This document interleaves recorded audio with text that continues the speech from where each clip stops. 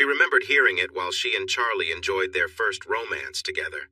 Her smile grew as she recalled how they were both eager to explore life. That summer after high school was filled with excitement and passion. They found many places to share quiet moments together. One of her favorite memories was of them lying on a quilt over hay bales in the loft of his uncle's barn, surrounded by the soft glow of the full moon. They wrapped themselves in the quilt as they cuddled, watching a fox in the meadow and listening to an owl, which seemed a bit annoyed by their presence. But summer eventually turned to autumn, and they both headed off to college, Charlie to a state university for agribusiness, and Rose to a college far away on a full scholarship for accounting. When they returned for their first summer back, they briefly rekindled their connection. However, Rose took internships each summer until she graduated and returned home only for a great job offer from the largest local bank. Even though they lived in the same town, they did not see each other again for 2 years. Charlie used her bank to support a business deal. There wasn't much talk about his career path since his family owned several farms in the area and a large store for commercial farming supplies where he worked as the assistant manager. After his father passed away from a heart attack a year later, Charlie inherited everything. Besides the family business, he also received a substantial life insurance policy and the cash from his father's estate. Once the deal concluded, Charlie no longer had ownership in the farm, but he kept the feed store and a small section of land that his great-great-grandfather had bought over 200 years ago. He also received a good amount of money, which he used to buy another store about 80 miles away, and added a franchise hardware store to both locations. Thanks to his skills and education, his profits quickly soared, tripling what he might have earned from the farms in just a few years. While some of his cousins were unhappy, they had all agreed to the deal, so they had to accept it. Rose was appointed as his bank coordinator, and over the next few months, they rekindled their friendship. Working lunches turned into working dinners, which turned into breakfasts after they spent the night together. No one was surprised when 18 months later, in a small Baptist church that his family had attended for generations, on a warm April afternoon, Rose Cheney became Mrs. Charlie Barton. After their honeymoon at a resort where clothing was optional, they returned home with many memories and no tan lines. Charlie then gifted Rose her wedding surprise, the money to start her own office, with his businesses as her first clients. This included a written agreement that ensured he would not gain from her profits.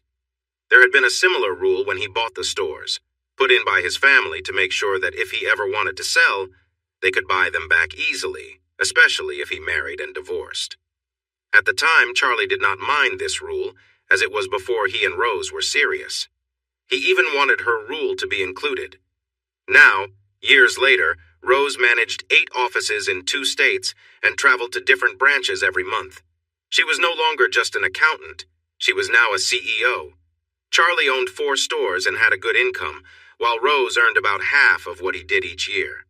That was a lot of money by any standard, especially in this rural area where the county seat had only 40,000 people, and there was only one other town with just over 6,000 residents, a few miles from her home.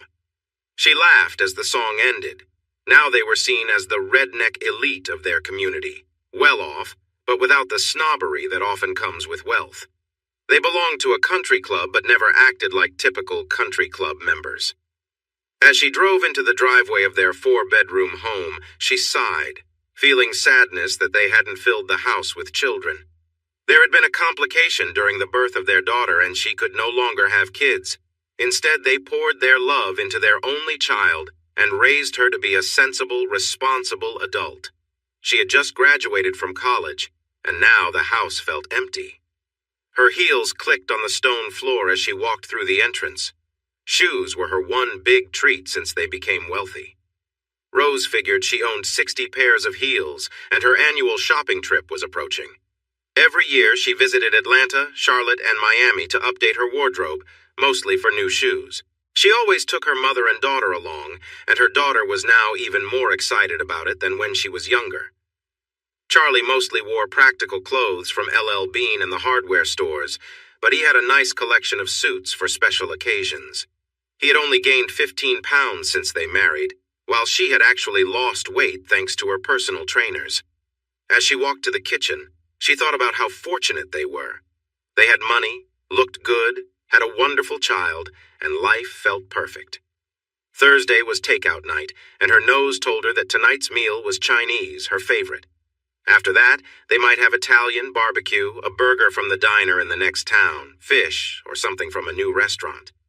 Rose found it strange that the food was still in boxes. Charlie was sitting on the patio watching the sunset. She took some plates and filled them, carrying them to the table. She noticed he had a glass and a pitcher of sweet tea ready. She grabbed another glass and some utensils and sat beside him. She was a bit surprised he hadn't given her a kiss, and confused when she leaned over and he turned away so she only brushed his cheek. Worried, because that was not like him, she asked how his day had been. Still looking out over the fields, he replied, "It was pretty dull in the morning, but I had an interesting lunch." Rose smiled. Many people wanted something from Charlie. There was a 14-year-old girl in the FFA who wanted him to speak to her group, an 80-year-old retired librarian who hoped for a donation to name a building, vendors, and local customers. Charlie often took them out to lunch to talk. He was usually steady, but sometimes had unexpected moments, like when a clever 10-year-old suggested he should help build a school garden. He was so inspired that he rented the field next to the school and divided it for each class to have a plot. He provided the equipment and tools, along with 2 retired farmers to guide the students. The farmers did only what the kids couldn't, showing them how to do the rest. Each class decided what to plant and when. Every student had to spend an hour each week taking care of their garden. All the food went to the school cafeteria, where they made meals using the vegetables the students grew. Uncommonly for someone in his business, he insisted they only use organic materials. This program began 10 years ago, and the girl who had the idea was now working with the retired farmers as part of her college requirements. Charlie paid for her education and living costs without any hidden conditions, simply saying, "I believe in you." In exchange, she would work for him for 4 years after graduating. Now she called him Uncle Charlie and cared for him deeply. Despite his kindness, Charlie wasn't perfect. He could be abrupt with people who annoyed him, and he had no patience for those who tried to cheat in business or manipulate personal relationships. Slow to anger, when he finally lost his temper, he could be harsh in both public and private matters. He remembered every good deed done for him and also every wrong done to him. Someone must have said something wrong at lunch, she thought as she tried to relax. They would be in trouble, as their preacher often warned. Was she a pretty young woman or just some difficult old man looking for help? Quite attractive, actually, Amanda Peterson. Rose felt uneasy, both about who he had lunch with and the way he spoke. His tone was soft, but she recognized it as the quiet anger he sometimes showed. He got up and walked to the edge of the patio, gazing at the small lake he had created. "What did you talk about, dear? Adult matters?" Adult matters? Why would a 24-year-old woman discuss that with you? He turned to her, looking straight into her eyes. Her heart raced as she listened with a sense of dread. "Well, it seems she and Bobby want to have an open marriage. From what I've heard, it was his idea and he spent weeks convincing her. She wanted to know if I would be her first partner since she thought I would be gentle. We talked a long time, Rose. The poor girl was confused and afraid, but by the end of our talk, she was no longer scared. She was really angry. You might want to tell Bobby to be careful tomorrow because she might take action against him. You need to be cautious too. What were you thinking getting involved with her? She could sue you for a lot. This is still a state where that can happen. Now I want you to look me in the eye and tell me this isn't true, that you haven't done any of the things she mentioned, and that you're ready to defend yourself. Because if even a little bit of it is true, we are finished. Do you understand? Finished. If you have secrets, I will find them all. Now is the time for you to defend yourself if you can." Rose sat in disbelief, her mind racing, trying to form thoughts but struggling. No, not now. How could this have happened? Bobby assured her it was fine. Charlie stood silently for a moment before speaking. "I thought so. I'm leaving now. I think I'll go to the farm for a while. Don't try to reach me, not by phone, email, or any way at all. We'll talk when I'm ready, not before. I'm really disappointed in you, Rose." Rose didn't know how long it took her to move, but by the time she did, she could hear his truck driving away. She sat back down, staring at the untouched food, too stunned to cry. 2 hours later, the food was no good, covered in flies. The sunset had turned into a cloudy night. There were no stars shining, no signs of hope for her to hold on to. She stood up, leaving the mess for the housekeeper to deal with. Rose headed straight for the liquor cabinet, looking at the options. For someone who rarely drank, there was quite a selection. She smiled when she saw the half-full bottle of rye, Charlie's favorite. Her smile faded when she noticed her favorite vodka was almost empty. I might as well finish it, she thought, tilting the bottle until it was gone, and then opening another one. She filled a large glass with almost half a pint, adding ice and tonic, and carried it into the kitchen, where she added 3 slices of lime. For reasons she couldn't explain, she went back outside to the patio. Raising her glass toward the east, she said, "Good night, Charlie." Then Rose cried and drank, repeating this until she stopped crying and fell asleep. "Rose, Rose, are you okay? Wake up." She became aware of her surroundings as the housekeeper gently shook her. She was sprawled on a lounge chair, not very elegantly. Her skirt had slid up, and her head ached, but she didn't feel hungover. She had just worn herself out emotionally. She gathered her thoughts and smiled weakly at Mrs. Gannon, the housekeeper. A widow in her 60s, Mrs. Gannon worked 4 days a week for 6 hours each day. She and Charlie liked things tidy, so it didn't take her long to keep the place neat. Mrs. Gannon was also Charlie's great aunt. He hired her to help with her finances, making sure she received a full paycheck regardless of how much she worked. He even offered her one of the spare bedrooms, but she preferred her own apartment. "Sorry, Mrs. Gannon, I got a little carried away last night. Let me help you clean this up." "I can't believe Charlie left you out here like this. When he gets home, I'm going to have a talk with him." "Charlie wasn't here last night. This is all my fault. I just had a lot on my mind." Mrs. Gannon, though older, was sharp. She looked at the 2 plates, the 2 glasses of tea, and realized Charlie must have been there for at least part of the evening. This thought surprised her. It seemed there might be some trouble. The evidence before her, along with finding Rose in this state, led to all sorts of thoughts. She couldn't help but wonder about the hose. She usually did the laundry and had never found anything unusual in it before. Maybe it was just some sort of midlife change. "You go on in, Rose. Get cleaned up. You're not working today?" Suddenly, Rose remembered she was late. Luckily, she owned the place. She called her manager and assistant to say she'd come in after lunch and asked them to change her meetings. A long, hot shower helped her feel better.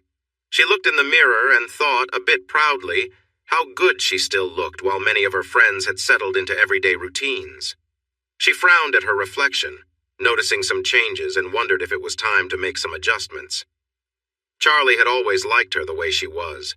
Then she felt a wave of sadness at the thought that things might never be the same again. Fighting back tears, she sat at the vanity and brushed her hair, thinking about how she ended up in this situation. She had embraced business easily. Using the money Charlie gave her as a wedding gift, she opened her first office. Charlie had also passed on his business to her after the family accounting firm closed down. Things went well, and within 2 years she opened another office in the county seat. The following year, she opened an office near Charlie's second store. Over 12 years, she grew to 5 offices and added 3 more later. She could have opened even more, but had to travel 1 week each month and didn't like being away from home longer than necessary. Her small county didn't have many places to socialize besides a few social clubs and the country club. She missed the lively bar scene from her college days more than she liked to admit. But now she had settled down. There were no bar crawls or late nights out in her future. It had been 10 weeks since she and Charlie had spent intimate time together. He had been ill with a bad flu for 3 weeks. Then she had to travel for a week, and when she got back, he had to leave to finalize a deal for his 3rd store. Soon after, she caught the flu too. By the time she felt better, she had to hit the road again. This dry spell was the longest they had ever experienced in their marriage. Now, just over 40, they still had a lively relationship, with 2 to 5 times a week, depending on their schedules. They sometimes enjoyed the hayloft at the farm just for fun. She would visit his office during lunch once in a while. Once, he dressed her in a short skirt, and they went on a little adventure to a drive-in in the next county. She parked the car quietly in the back of the lot, lowering the seat so she could get comfortable as they laughed together. Charlie enjoyed teasing her with playful gestures, making her giggle and blush. After a fun evening, they shared milkshakes at a drive-thru, laughing when the young server got flustered over her leaning to reach her drink. The cold cup from the milkshake made her shiver as Charlie playfully brushed it along her arm. By the time they got home, their mood was lighthearted, and they went inside smiling, feeling closer than ever. The following morning, Charlie could still smell the vanilla shakes they had shared, and he couldn't help but laugh at the memories of their fun night out. They cherished those small moments, bringing them closer as they navigated their busy lives together. A few weeks later, she found herself in a different city, where her new office was located. She decided to treat herself to a night out in the bigger town, enjoying a fun outing. She ended up at a local show where the lively music and energy helped her unwind. The next morning, feeling slightly worn out from a late night, she chuckled to herself about how different it was from her usual routine. She missed Charlie and looked forward to getting home where she felt at ease. Throughout her busy travel schedule, she had her ups and downs, but always felt grateful to have Charlie to lean on. During each trip, she appreciated small, thoughtful gestures, whether it was a good meal, a quiet evening walk, or simply a phone call with Charlie to catch up. Sometimes she splurged a bit on small comforts like a nice dinner or a small keepsake, which she enjoyed sharing stories about when she returned home. As the years passed, she occasionally struggled with balancing work and personal life, but remained committed to keeping her relationship strong. She and Charlie worked through challenges together, learning to trust and support each other through the ups and downs. Their bond deepened over the years, with both finding comfort in the stability they brought to each other's lives. In the end, it was Charlie's kindness and understanding that helped them through any misunderstandings or challenges they faced. They realized that despite the occasional temptation and distraction, their shared life was worth every effort they made. They found joy in the little things, sharing laughs and memories that kept their connection strong. And while life continued to bring them new experiences and occasional challenges, they always came back to each other, choosing love and loyalty above all else. It was the first time she thought about having fun at home, and the years of keeping secrets from Charlie made her feel too confident. She wanted Bobby to be her helper, to take him with her on trips, and like before, only have her fun when she was away. They were sending signals to each other and the flirting picked up. She had met men like Bobby before, selfish and cocky. She felt sure he was after her and her money, and it made her smile. He would never compare to Charlie. Bobby was just someone to pass the time with until he got boring. She planned to end things nicely, giving him some nice gifts and maybe a little cash. If he got foolish and tried to push her, she'd make sure he knew it could cost him dearly. Things started to go wrong when his wife found their emails. How could he have been so careless? Rose realized she should have ended it right then, but he convinced her he could manage his wife. She didn't know what he was planning until everything began to fall apart, but the last thing either of them expected was for Amanda to reach out to Charlie. Rose paused, lost in thought while brushing her hair. Did she really want to stay married to Charlie? Was it time to just give up? Yes, the intimacy had not been special in recent years, but he felt safe and familiar, and when they were together, he always tried hard to make her happy. Maybe, she thought, if she had held back some of her attention from her other partners, things would have been better. Yes, she realized, she wanted to stay married to Charlie. He was her true partner, the one she wanted by her side in tough times. Life without him didn't seem right. She needed to show him that none of the others meant anything. They were just distractions until she could return to him. She had to make the effort. Charlie drove into the driveway of his farm, admiring the old farmhouse on the hill, looking over the land. When he first got the place, it was in rough shape, and he even thought about tearing it down. In the end, he chose to restore it, making many improvements. The project took 3 years because he had just started his business and couldn't afford to do everything at once. Rose was busy setting up her new office and didn't pay much attention to his work. Charlie suddenly realized that this was a good picture of their life together. Rose only paid attention when it involved her directly. Charlie felt a little let down when he showed her the place, and all she said was that it looked nice. He thought about making it their home, but his business was doing well, and Rose was starting to earn money from her job. She wanted to create something new just for them and the children they planned to have. Rose wanted to wait until her job was stable, but when her profits appeared for the first time, she stopped using birth control. They married at 26, and now at 28, she told Charlie they needed to act quickly. She didn't want to still have babies when she was 35. They had agreed to have 3 children, but when Faith was born, things didn't go as planned, and she decided not to have more children. Charlie hoped for more kids and even mentioned adoption, but Rose changed the subject until he stopped asking. In Charlie's eyes, his daughter Faith was perfect. As Rose focused more on growing her business, he spent more time with her. He hated dropping Faith off at daycare. At the store, he had 5 women working full-time, including the manager of the hardware store and 4 part-time employees. 18 men worked in the commercial side, mainly as drivers and in receiving. When he built a new building next to the store, people didn't notice because he was always expanding. Many thought it was going to be an office. Once it was finished, he called all his employees for a meeting. "I know you've all been curious about the new building. It's a daycare center for Barton Enterprises. It's not open to the public and is only for employees." His employees were surprised, especially when he took them on a tour. The center could care for 50 children and had a playground and a fully equipped kitchen. One woman, already struggling with childcare expenses, asked what the costs would be. He smiled. "Well, it's completely free for you and there's an employee discount." It took them a moment to understand. Then some employees started to tear up. This gesture meant an extra $100 or more each week for them. However, Charlie did this to keep Faith close by.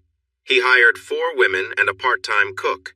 The cook received clear instructions on the types of lunches and snacks to serve. They had to be tasty, healthy, and made with local ingredients, using as few pre-packaged items as possible. Soon, employees wanted to eat with their children, so he had to extend the cook's hours and set up more tables. When the number of meals reached 60, he hired her an assistant. Many of them enjoyed meals outside when the weather was nice, sitting at tables under the trees. Almost half of the meals were vegetarian, and no one complained about it. He had brought in professional caregivers, and while the kids played a lot, they also learned important things. By the time many of them started public school, they could read and write already. Most of them even knew some basic Spanish, and they developed good study habits. The school system called them the Bartonians, and they formed strong friendships that lasted for years. They also did well on the yearly tests, which helped boost the school's rating. From a young age, they learned to say please, thank you, and you're welcome, making good manners second nature. When his other stores found out, he had to set up similar programs for them, too. He spent about $400,000 a year of his own money to keep this going, though he did receive some tax benefits. All of this was because Charlie wanted Faith to feel happy and close to him. He unlocked the door and decided to open a few windows for some fresh air. The breeze felt nice, so he kept them open for the night. Normally, he didn't drink much, but he remembered to pick up a 12-pack of beer along with some coffee, cream, and snacks. He put everything in the kitchen, glanced at the beer for a moment, then made himself a cup of coffee. He took his coffee outside and sat in the porch swing, gently rocking back and forth. He suddenly remembered sitting with Rose on this same swing right after they finished the house. They shared some laughter and good moments there, thinking about the barn where they had spent time together. He smiled at the memory and leaned back to think, trying to find any signs that his marriage was ending. Looking back, he couldn't find anything obvious. Then he remembered a few smiles from Rose, and when he asked her about them, she had said she was thinking of a happy memory but never shared what it was. Was she thinking of someone else then? His thoughts were interrupted by a call on his phone. He had forgotten to turn it off but noticed the number. "Hello?"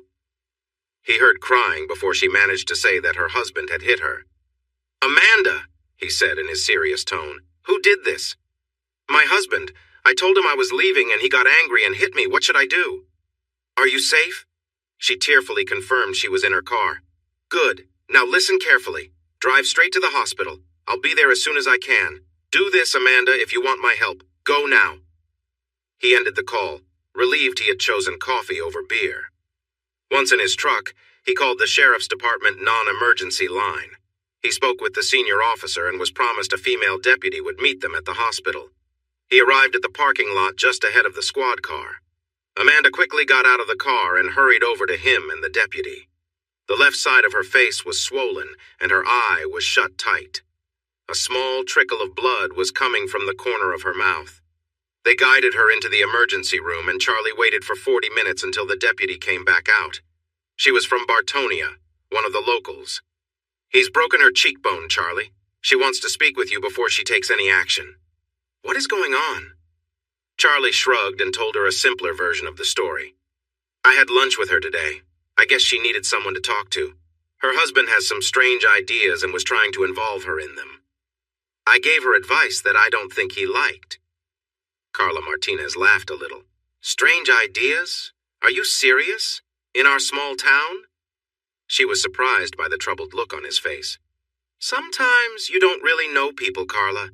They can surprise you in bad ways. Let's go talk to her." Amanda was on pain medicine, looking weak and pale. She tried to smile when she saw him, but grimaced in pain. "What should I do, Charlie?" "First, you need to file a report. If you don't, I won't be able to help you anymore. You didn't deserve this, Amanda, and you can't let him get away with it. Has he done this before?" She hesitated but nodded. "Not like this, but he has hit me a couple of times." Charlie looked at Carla. "Did you hear that? We need to do something." Carla looked surprised. Throughout all the years she had known him, dating back to when she was 8, he had never spoken like that. Her instincts as a police officer kicked in. She sensed there was more to this situation. "I can't do anything yet. First, she has to give a statement and agree to take action. Until then, we can't proceed. She has to be honest." Charlie looked at Amanda, realizing her safety was more important than anything else. "You will speak up, right? Anything you want to share, Amanda?" "But Charlie..." "No buts. Your safety comes first, okay? Now I will step out so you can talk to Officer Martinez. I'll be back to check on you when you're done." "Thanks, Carla, for helping me." He left, leaving the 2 women in the room. Carla worried about what was happening. If Charlie, whom she respected more than anyone, was involved with this young woman, it would be shocking. But her police experience taught her to be prepared for anything. 45 minutes later, she came back to the waiting room and gave Charlie a big hug when he stood up, not saying anything. When she stepped back, she was glad no one else was around. It's a typical case of a domestic argument. They fought and he hit her. That's all the report needs. Do you understand, Charlie? He held her hand. "Thanks for being so understanding. But if it comes down to it and you need to explain more to get a conviction, go ahead. How is she? Can she leave?" "No, she has to stay overnight for monitoring due to a possible concussion. She will need a ride tomorrow and a place to stay. We can arrange for her to stay at a shelter for a couple of days, but after that she'll have to find somewhere else. His father owns the house, so she can't stay there. However, she can go tomorrow to gather her things. I doubt he will be there, at least for a few days." He walked back inside, checked on Amanda, saw she was asleep, and left. What a day, he thought tiredly. When he got home, he set his alarm and quickly fell asleep. His eyes opened wide when the alarm rang. Surprised not to recognize the bed, everything came back to him. He took a shower, called his assistant, and told her he probably wouldn't be in that day. She was used to him needing to leave town at short notice, so she didn't think much of it. "Well, let's see. I just found out my wife has been unfaithful for who knows how long. Her former partner tried to convince his wife to betray him too so he could be with my wife. When she refused, they argued and he got angry. She's in the hospital, he's in jail, and my wife. I don't know or care, nor am I interested in finding out." He frowned at these thoughts. Charlie decided to stop at the diner for breakfast. He hadn't been there long when Officer Martinez walked in, finishing up her shift and stopping for a meal. She came right over to him, leaning down and giving him a friendly kiss on the cheek. The staff and other customers smiled as he turned bright red. It was well known how easily he blushed, a fact many of the local women found amusing, especially when their husbands were nearby. They did this out of kindness and humor, and everyone enjoyed the playful banter. She slid into the booth. "Buy a poor public servant breakfast, moneybags, and I want steak and eggs." He smiled as she placed her order. After the crowd thinned and she finished eating, she quietly updated him on her night. He was swearing and yelling when he opened the door, thinking it was Amanda. He stopped right away when he saw me and Officer Wells. Officer Wells was one of their largest officers, often called for domestic disputes. It was common to send a male and female officer to such calls. He started again when we handcuffed him, going on about Amanda, Rose, and you. We read him his rights and told him to be quiet. He was processed in about 4 minutes. It'll probably be 10 before his father can come with the lawyers. Amanda is still in the hospital and won't be discharged until after lunch, so she will need help to collect her belongings. The office has been informed, and if she gives them a 2-hour notice, she can pick things up any time in the next 48 hours. It's standard waiting time for a domestic abuse case. She has nowhere to go, Charlie. Her family lives 2 states away. Are you going to help her? Not directly. That would only make things worse. Come with me to the office before you head home. It won't take long. She followed him and waited outside while he went in. His assistant looked surprised when he said he had forgotten something. He opened the safe, took out $3,000, and walked back outside. Leaning into the window, he placed the small bag on the floor. Later today, have whoever is with her take her back to your apartment complex. There are a few police officers living there, right? Give her what's in this bag and tell her to keep it private. It's enough for her to find an apartment and cover her expenses for a month if she needs it. I owe you for this, and I promise to repay you in the future. Carla followed his instructions, and 18 months later, when she got married, Charlie walked her down the aisle. He paid for everything: the wedding, honeymoon, and even flights for her grandparents from Mexico. During their dance, he kissed her cheek, thanking her again for her support. Tears filled her eyes when he mentioned a perfect house for the young couple to start their life together, along with help for financing it. With Amanda safe, Charlie left to spend a few days at his farthest store. By the 3rd day, Rose had started to feel better. She didn't want to be a bother, so she called him once on his phone and sent 2 emails to his laptop and every store's desktop. She waited. 2 weeks later, she stopped exercising and gained 10 pounds. Her hair was messy and her outfits looked unflattering, so she decided to return to the gym. It was a trainer from her past who gave her the wake-up call she needed. When he pulled her into the office and sat her down, she opened up and shared everything. Well, Rose, what did you expect? You weren't too careful at first. The truth has a way of coming out eventually. What do you want to happen now? I want my husband back. Why? There was clearly something missing in your relationship, or you wouldn't have acted the way you did. Both of you are wealthy, so money shouldn't be a problem if you separate. Your daughter is grown, so she's not a concern. You can both go your separate ways and date whoever you like. But from what you told me, he seems like the kind of guy who wants a serious relationship. He might be married again before your divorce is finalized. I'm sorry if this sounds harsh, but I think he was just someone you were comfortable with. A backup between relationships. He paused, catching his breath. Now, wherever you end up, you need to pull yourself together. Get out there and work it off. I'm calling Gabriel. You could use a haircut, and I noticed some gray. I'll make sure he can see you in an hour. For the first time since that Thursday night on the patio, she smiled. What about dinner tonight, Eric? We could reminisce. Sorry, I can't do that. You're still attractive, but I'm married now, my 3rd time. I've promised myself that if this one doesn't work out, it won't be because I didn't stay faithful. From what you've told me, your husband is pretty traditional. Sooner or later, whether you get back together or not, he'll want to settle scores, and I prefer to stay away from trouble. If you have any friends, you should give them a heads up. I wish you the best. Now get moving. Rose thought about his words while she exercised. He was right. She should warn a couple of guys. The others were far enough away in her past that she thought they were safe. If Charlie ever found out she had been with 8 different men in the last 10 years, she would be in trouble. Yet for some reason, she couldn't shake off the love she felt for her husband and wanted him back. Charlie sat on the front porch of his farmhouse. He had been there for 2 weeks, and rumors were starting to spread. It didn't bother him much. He doubted anyone would confront him about it. The sheriff came by to chat. They were friends since childhood and usually took a couple of fishing trips each year, one to the coast and another to a lake known for big catfish. The sheriff even had a framed photo of them from a great trip, each holding a massive catfish. Sheriff Andy loved to remind him that his fish weighed 10 pounds more, over 70 pounds.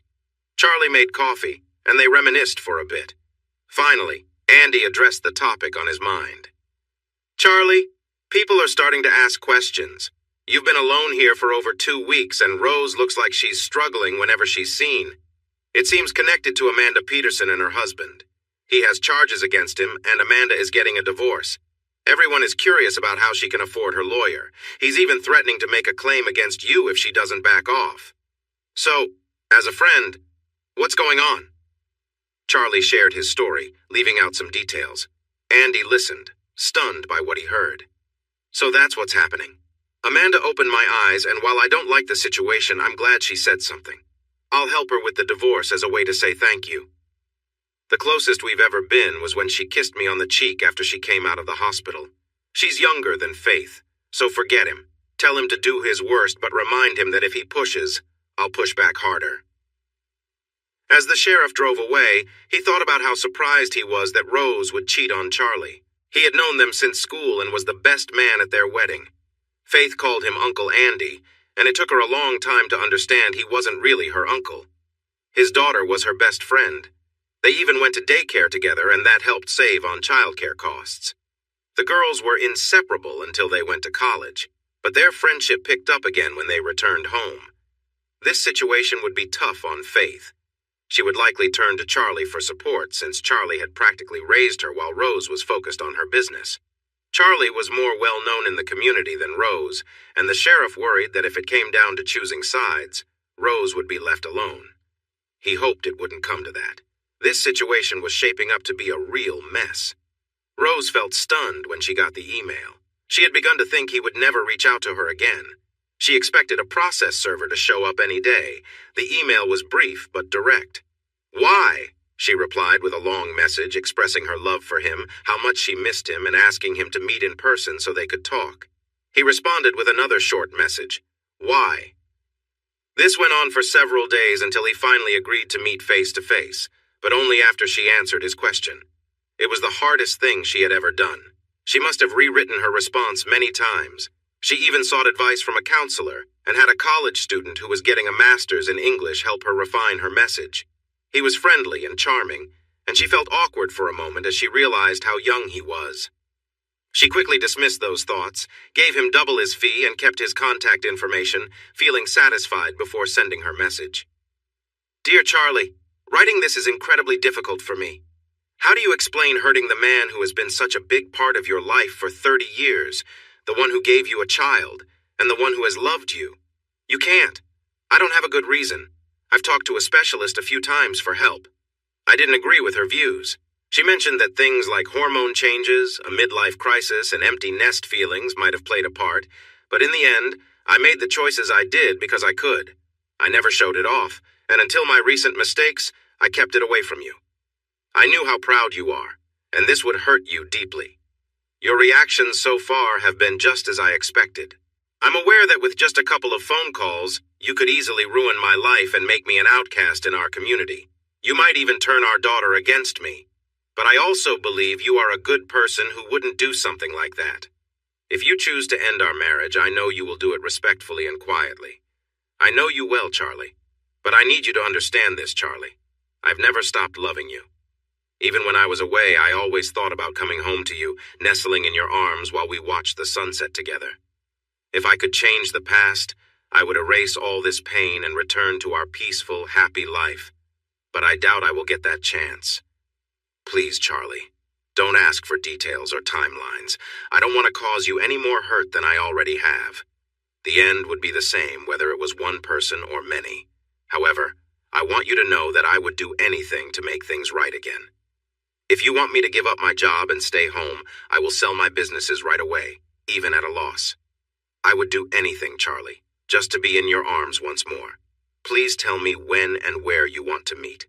I love you, Charlie. I always will. Rose. She sighed, hit send, and closed her laptop. Now it was up to Charlie and fate.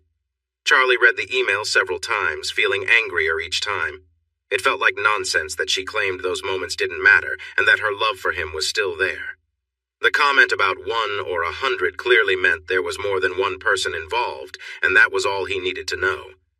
He decided to take a trip away from home to the largest city where his wife worked. He had his lawyer reach out and got the names of 3 well-respected private investigation firms in the city. He met with all of them and hired 2, wanting to cover all his bases. At every place she worked, he did the same thing, offering high pay and bonuses for quick results. His only instruction was clear. Find out everything you can about my wife's activities. If you need more help, hire it. If you suspect she has been unfaithful, gather as much information as you can and take it as far back as you need to. The owners of the two firms had dinner together. They were familiar with each other and felt a bit uneasy about the situation.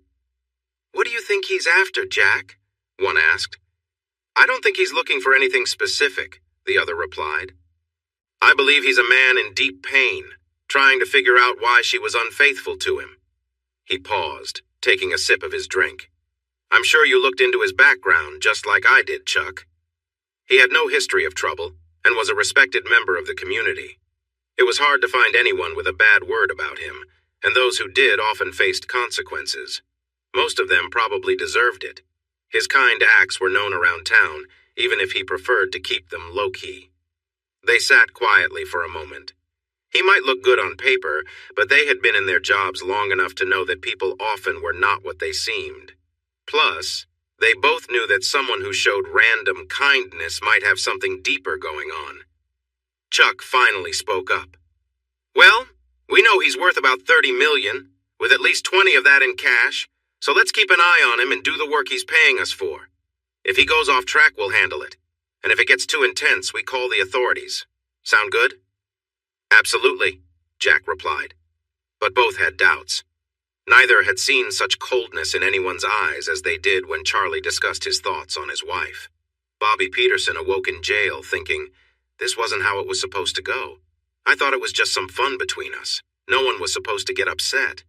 He couldn't believe it. His boss was showing interest in him. She was attractive for her age and had quite a lot of money.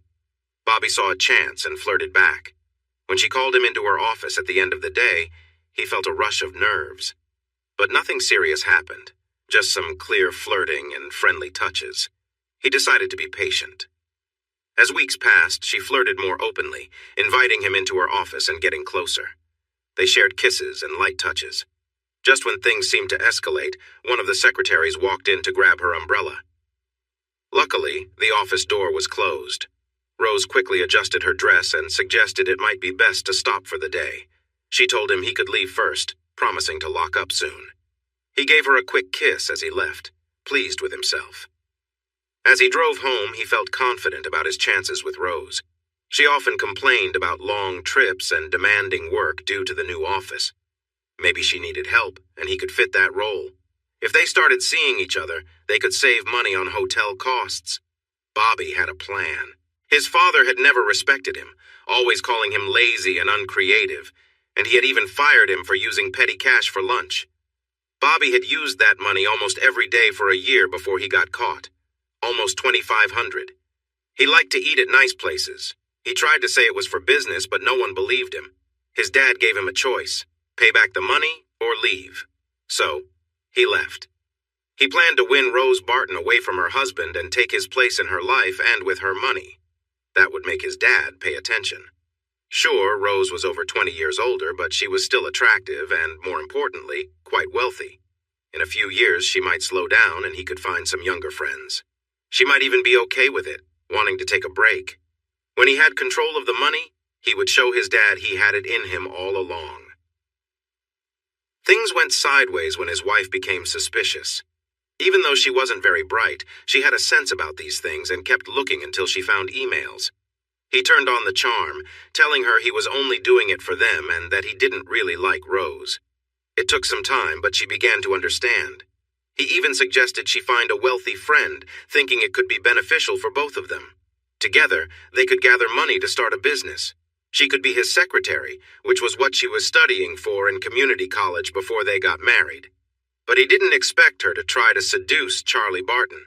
When he reacted poorly, she broke down and shared everything, including that Rose was taking her son Bobby to visit her out-of-state offices. She ruined everything. When she came home and told him she talked to Charlie to get his approval about the open marriage idea, he couldn't believe it. Charlie told her the truth, and Amanda decided to leave him. They argued while Bobby drank steadily. He knew he was in trouble. He was sure he would lose his job by Monday and might not find work in the community again.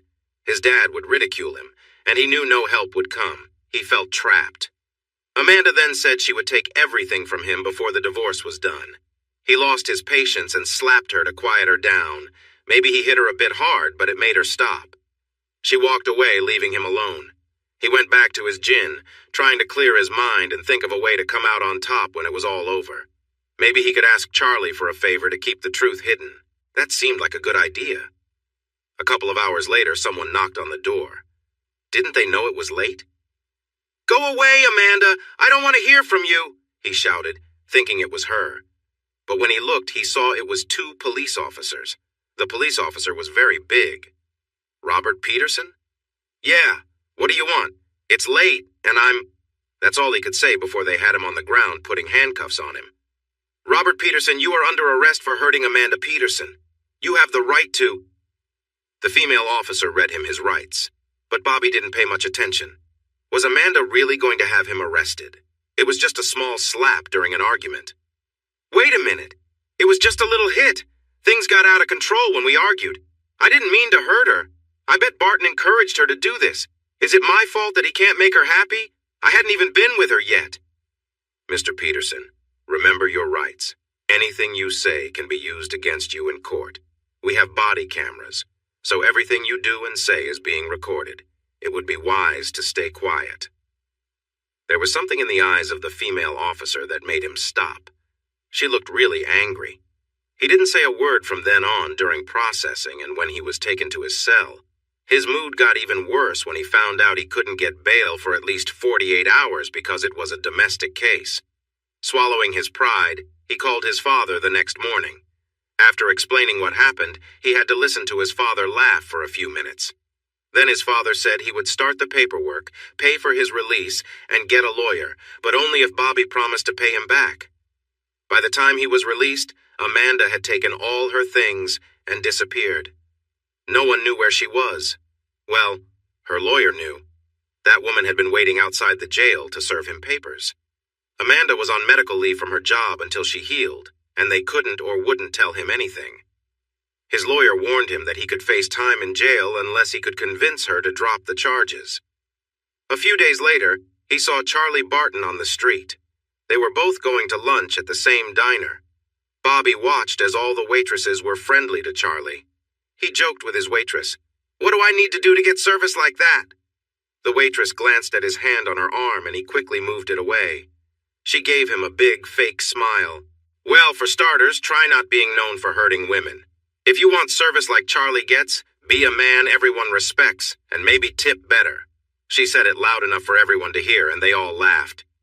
He was about to argue with the waitress when the owner came over. "Enjoying your burger, Bobby?" Finally, someone nice. "Yeah, it's good, thanks." The owner smiled and looked down at him. "You're welcome, but if I were you, I'd enjoy every bite because it will be the last time you eat here. When you leave, don't come back. You're banned as long as I own this place. I was married once to someone like you. I don't want you here to remind me of bad moments." This time, the laughter was loud and he turned pale with anger. He couldn't believe it. He would show them one day. They would regret how they treated him. He glanced over at Charlie, who was sitting there with a slight smile. Bobby almost decided to go over and confront him when 2 policewomen walked in and approached his table. One was from the county and the other was from the city. The county officer took off her hat and set it on the table, then leaned over and gave him a kiss on the cheek. The city officer did the same to his other cheek. The people around them grinned, having seen this before, always laughing when Charlie turned red. They sat down, but the smile on the county officer's face vanished when she looked at Bobby. It was the same officer who had arrested him, and now she was being friendly with Charlie. She whispered something to the city officer, who shot him a cold look before returning to her meal, playfully teasing Charlie. When they left the checks on the table, and Charlie paid for everything, leaving a generous tip. Bobby took his time eating, feeling spiteful. He didn't leave a tip, but the waitress smiled and wished him well. As soon as he stepped outside, he spotted it. The big yellow boot was hard to miss. Then he saw the fire hydrant just 5 feet away from his front tire. Had that always been there? He picked the ticket off the windshield and walked to City Hall. $138, and now he would have to wait until 4 o'clock for someone to remove the boot. Great. He had to walk back to the office. Surprisingly, Rose hadn't fired him yet. No one had seen her for almost 3 weeks. They figured she was working at one of the other offices in a different state. Bobby kept quiet and focused on his tasks, hoping for a fair reference when it was time for the truth to come out. For 2 weeks, no one said anything at the office, and everything felt normal. Then the whispers began. No one wanted to make eye contact, and conversations became brief. He felt like yelling at them. This wasn't his fault. Bobby didn't realize it, but he had a distorted view of himself. His inflated self-esteem made him twist his past to fit his imagined future. He wouldn't admit to the truth unless he was cornered by his lies. Once caught, he would turn on his charm to deflect attention from his actions, and then he would start lying again. Even with his troubled relationship with his father and uncertainty about his job, he held on to the belief that he would somehow come out on top. Just as he was about to drift off, a thought struck him. Faith. She had shown him kindness years ago when she visited her mother's office during college breaks. He hoped he could win her over, maybe even convince her to marry him someday. That would show them. Sitting in the church while they exchanged vows would be just right. Feeling better than he had in weeks, he went to sleep. The next morning, everything returned. Faith was an attractive target. She was very pretty, looking like a younger version of her mom, tall with nice cheekbones. Every man around had shown interest, but none could make her settle down. She turned them all down, saying she wasn't looking for a relationship and wanted to focus on her new business. Her business was off to a great start, thanks to her family. The vet they had used for years was getting older and had to close his practice due to problems. Animals were getting sick, and complaints were piling up. He had to deal with rising insurance costs and legal fees, which forced him to shut down. Faith, her 3 assistants, and the older vet who worked part-time were very busy. Realizing she needed more help, Faith placed ads for another vet and ended up hiring a husband and wife team. The woman had experience working at a zoo, and soon they were caring for zebras, llamas, and other unique pets. This helped to build their reputation and increase their workload. Faith and the older vet also visited local farms for horse and cattle births and other tasks that didn't need office visits. In 2 years, her business was thriving, and she had almost reached her market limit. She thought about following her parents' example and opening more clinics, but she knew that would mean managing instead of treating animals, and that was not why she went to school. Charlie and Rose were proud of her, although Charlie mentioned that he would like to see more grandchildren. She promised him, with a kiss on the cheek, that she would let him know when the time was right. When things got too stressful, she would gather her single friends, and they would go to a bigger town for a break. They would get a couple of hotel rooms, visit the bars, and have some fun. Carla and Vicky, another single friend from law enforcement, would take turns keeping an eye on everyone. The others would relax, dance, and enjoy themselves. Sometimes one of them would meet someone new, but that wasn't the main goal.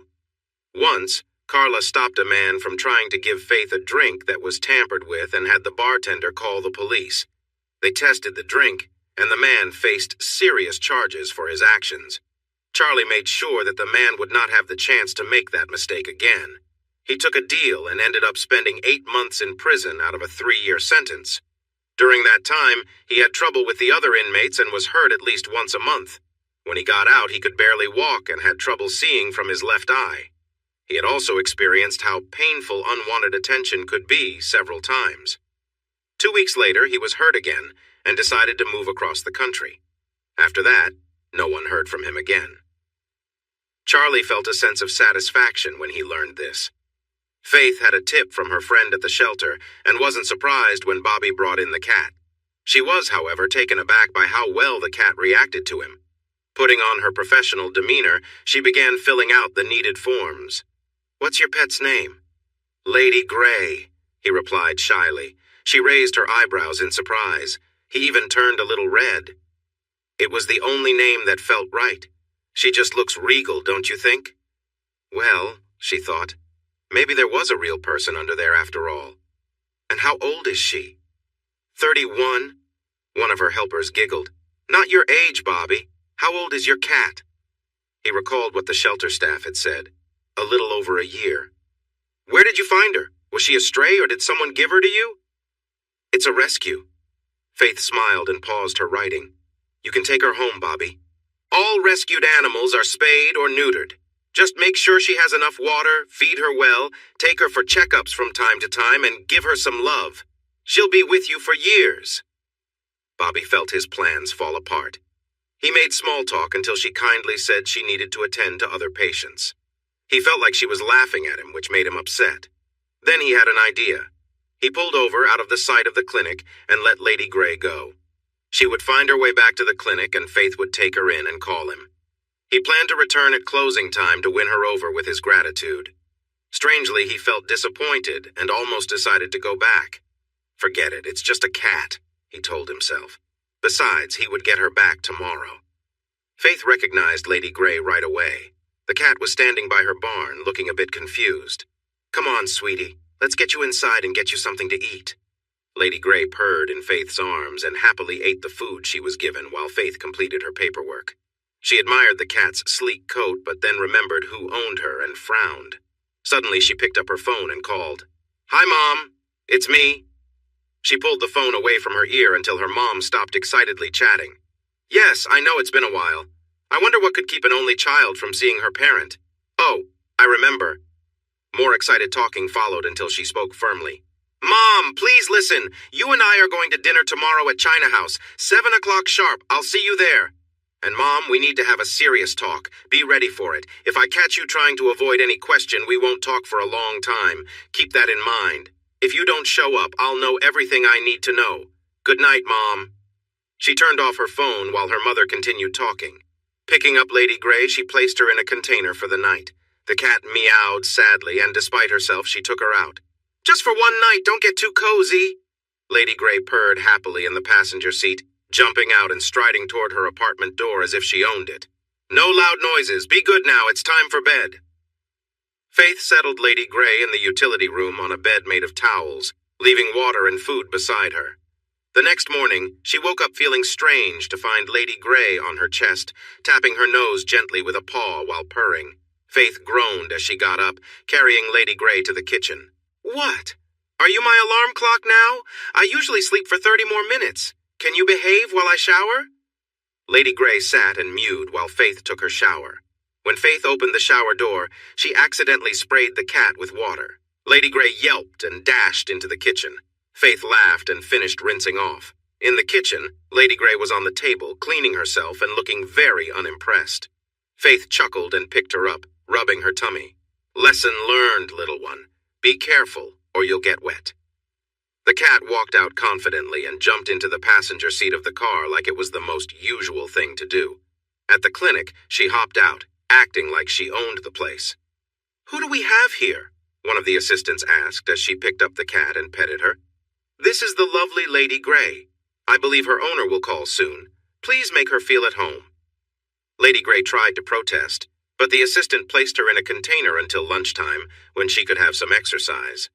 She found Faith sitting under a tree for lunch and immediately jumped into her lap, even nibbling on some of her tuna sandwich.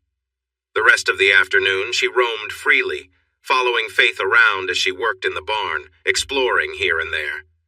Faith lost track of her for a moment, but found her curled up asleep on top of a young horse in one of the stalls. She took some pictures before carefully lifting the cat up. By the time Faith finished her rounds, Bobby had called. She returned the call, confirming she had his cat and that he could come by whenever he wanted. She spoke about how sweet Lady Grey was. Something in Bobby's voice seemed off, so she asked Nancy to stay close when he came over. Bobby, it turned out, was not in a good place. He had been helping a friend with some questionable money matters and had gotten involved with drugs. Bobby liked how it felt. It seemed to help him think better and be smarter. He never did it at work, maybe just twice at home or when he was out with a friend. Things had changed for him. He hadn't lost his job, but it was clear he couldn't work in the same office anymore. He was moved to another office, one she seldom visited. To make things easier, Rose made him the office manager and gave him a good raise. I'm trying to help both of us, Bobby. I can't stay in touch with you if I want to work things out with my husband. We both messed up, so if you're thinking of suing, you should think again. Amanda shared all our emails, and I can make it seem like a woman in a midlife crisis was fooled by a younger man. We'd all lose, but you'd lose the most. Just accept the promotion, work for a bit, and when you find a better job, you'll get a great recommendation and a good severance package. Feeling trapped, he accepted the transfer. Bobby felt pleased. His plan was coming together. He intended to charm her at the end of the day, hoping she would be eager to please him. To feel a bit more confident, he took a small dose of something to help him relax. The air felt bright as he approached the clinic door. She let him in without locking it behind them. He smiled as he saw her holding the cat. Nancy was in the office, observing their interaction. "Looks like you have a new friend. You've always been so charming," Nancy joked, seeing him as a bit silly. Faith smiled, but it didn't feel warm. "Bobby, I don't know what you're trying to do, so let me be clear. I've always thought you were kind of untrustworthy, even when I was younger. What you and my mother were planning makes me uncomfortable every time I see you. So whatever you want, you won't get it here. I suggest you take your cat and leave. Or better yet, leave the cat with me, and I'll ensure she finds a good home." He was stunned. She couldn't be serious. He was Bobby Peterson. Women didn't turn him down. "Come on, Faith, why are you being so harsh? I know you felt something yesterday. We could be a great couple." "Well, Bobby, let me think. What would I bring to the relationship? Looks, money, social status, and what do you bring? Someone on probation, just one mistake away from trouble? I don't see much of a future there." Bobby had faced legal issues before, but thanks to a skilled lawyer and no past troubles, he got probation instead of jail time. He had to do community service and attend anger management classes. He went to the classes, laughing to himself about how the leader, whom he thought was too self-important, could really believe what she was saying. He hadn't done his community service yet and thought he might ask Faith if he could do it at her clinic, hoping they could connect better. Her sarcasm only made him angrier. Before she realized it, Bobby was at the counter with his hand on her arm. She looked down and smiled. "You might want to let go of my arm and leave my office. This is your only warning."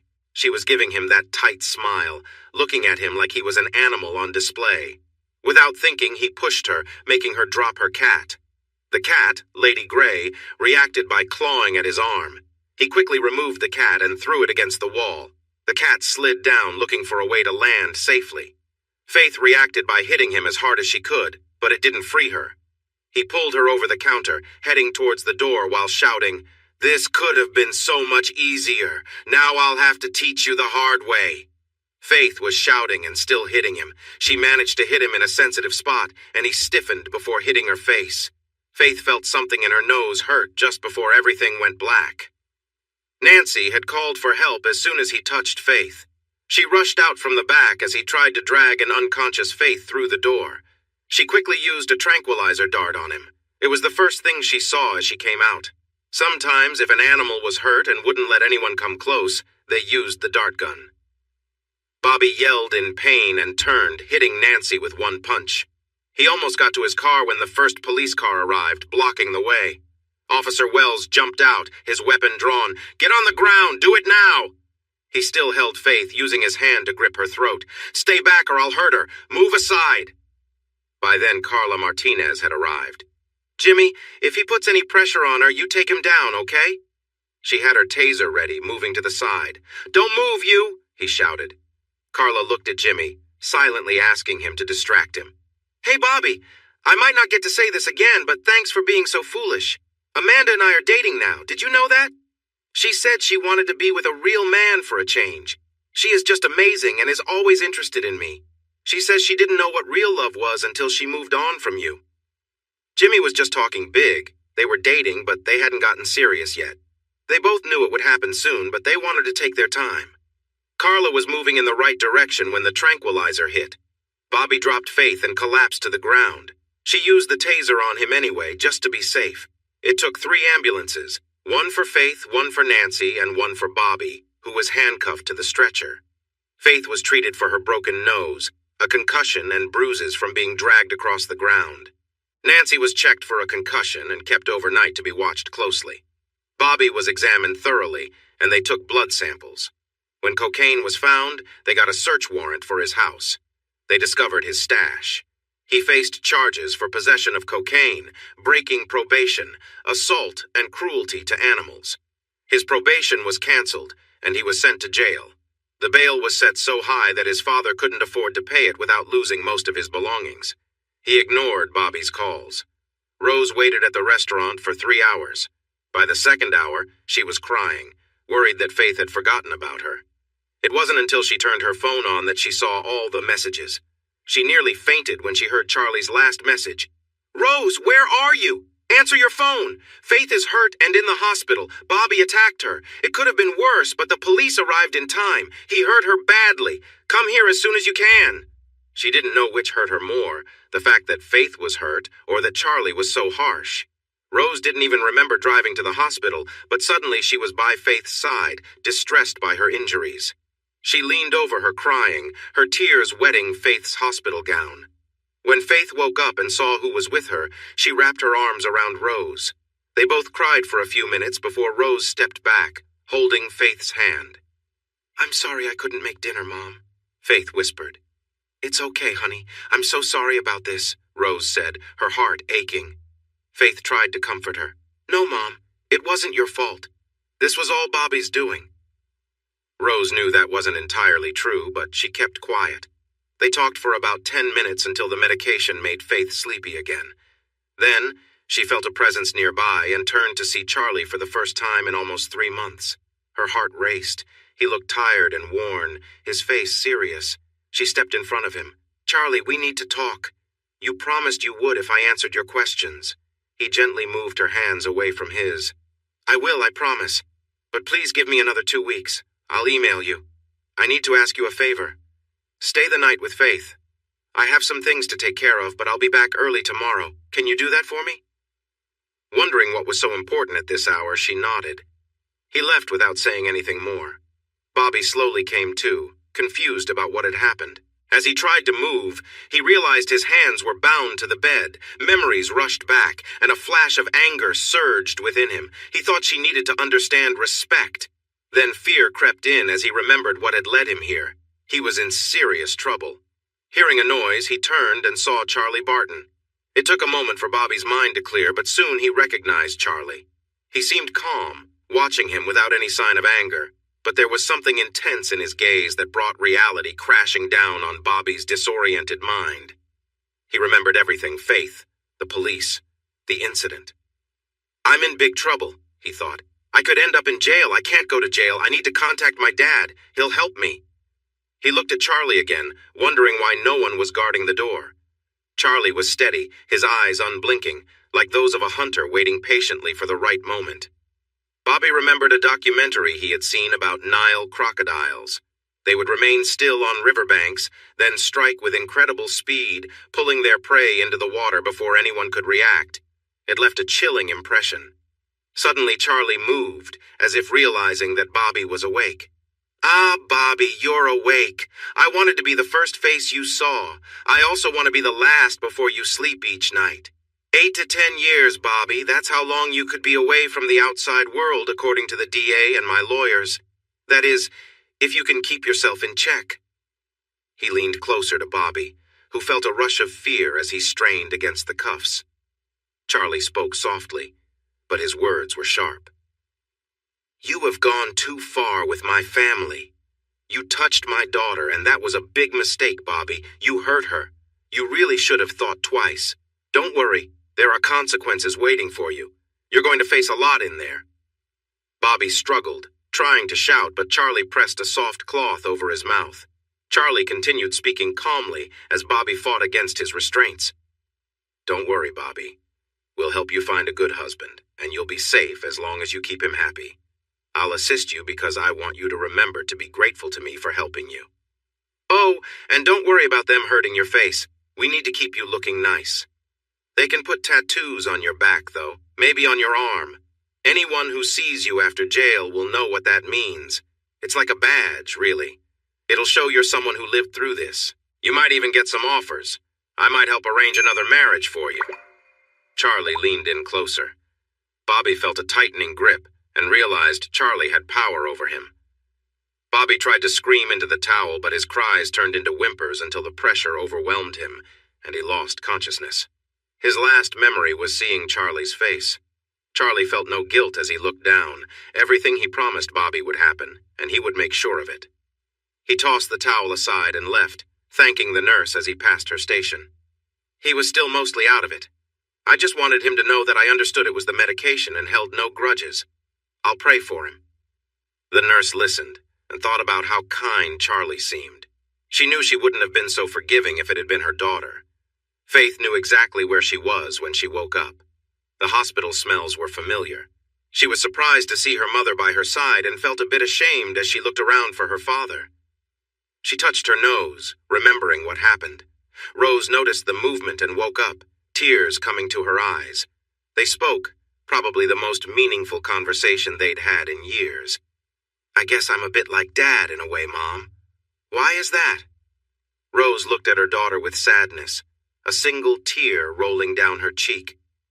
You think I haven't wondered about that many times in the last few months? I've talked to 2 different therapists, and they both mentioned something called success syndrome. As people gain wealth and power, they start to feel entitled, as if they can ignore the usual rules of behavior, thinking they deserve whatever they want. Rose sighed. I was mistaken. It became easier to think that way. I thought he must have figured things out by now, and if he didn't complain, it meant I could keep going. That led to arrogance, and being arrogant caught me. Faith stared at her mother for a moment. So, you're saying if you hadn't been so full of yourself and gotten caught, you would still be making bad choices? If you cared so much, why didn't you just get a divorce after I graduated high school? It happens all the time. I would have been hurt, but I would have gotten over it much better than this situation we're in now. Rose looked shocked. But I didn't want a divorce then, and I don't want one now. I'll change. I'll go back to being a good wife. Just give me a chance. Mom, come on. Listen to what you're saying. You need to move on. You got caught, and you practically said you've been unfaithful for a long time. Dad won't forgive you, and you know it. When he starts the divorce, just accept it and move ahead.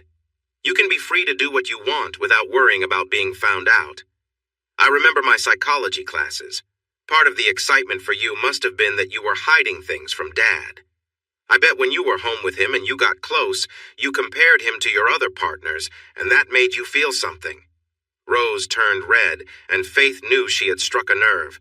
Please, Mom, just let this go quietly. Don't make things worse for us. Keep some of our dignity. Then the doctor arrived, and their conversation came to an end.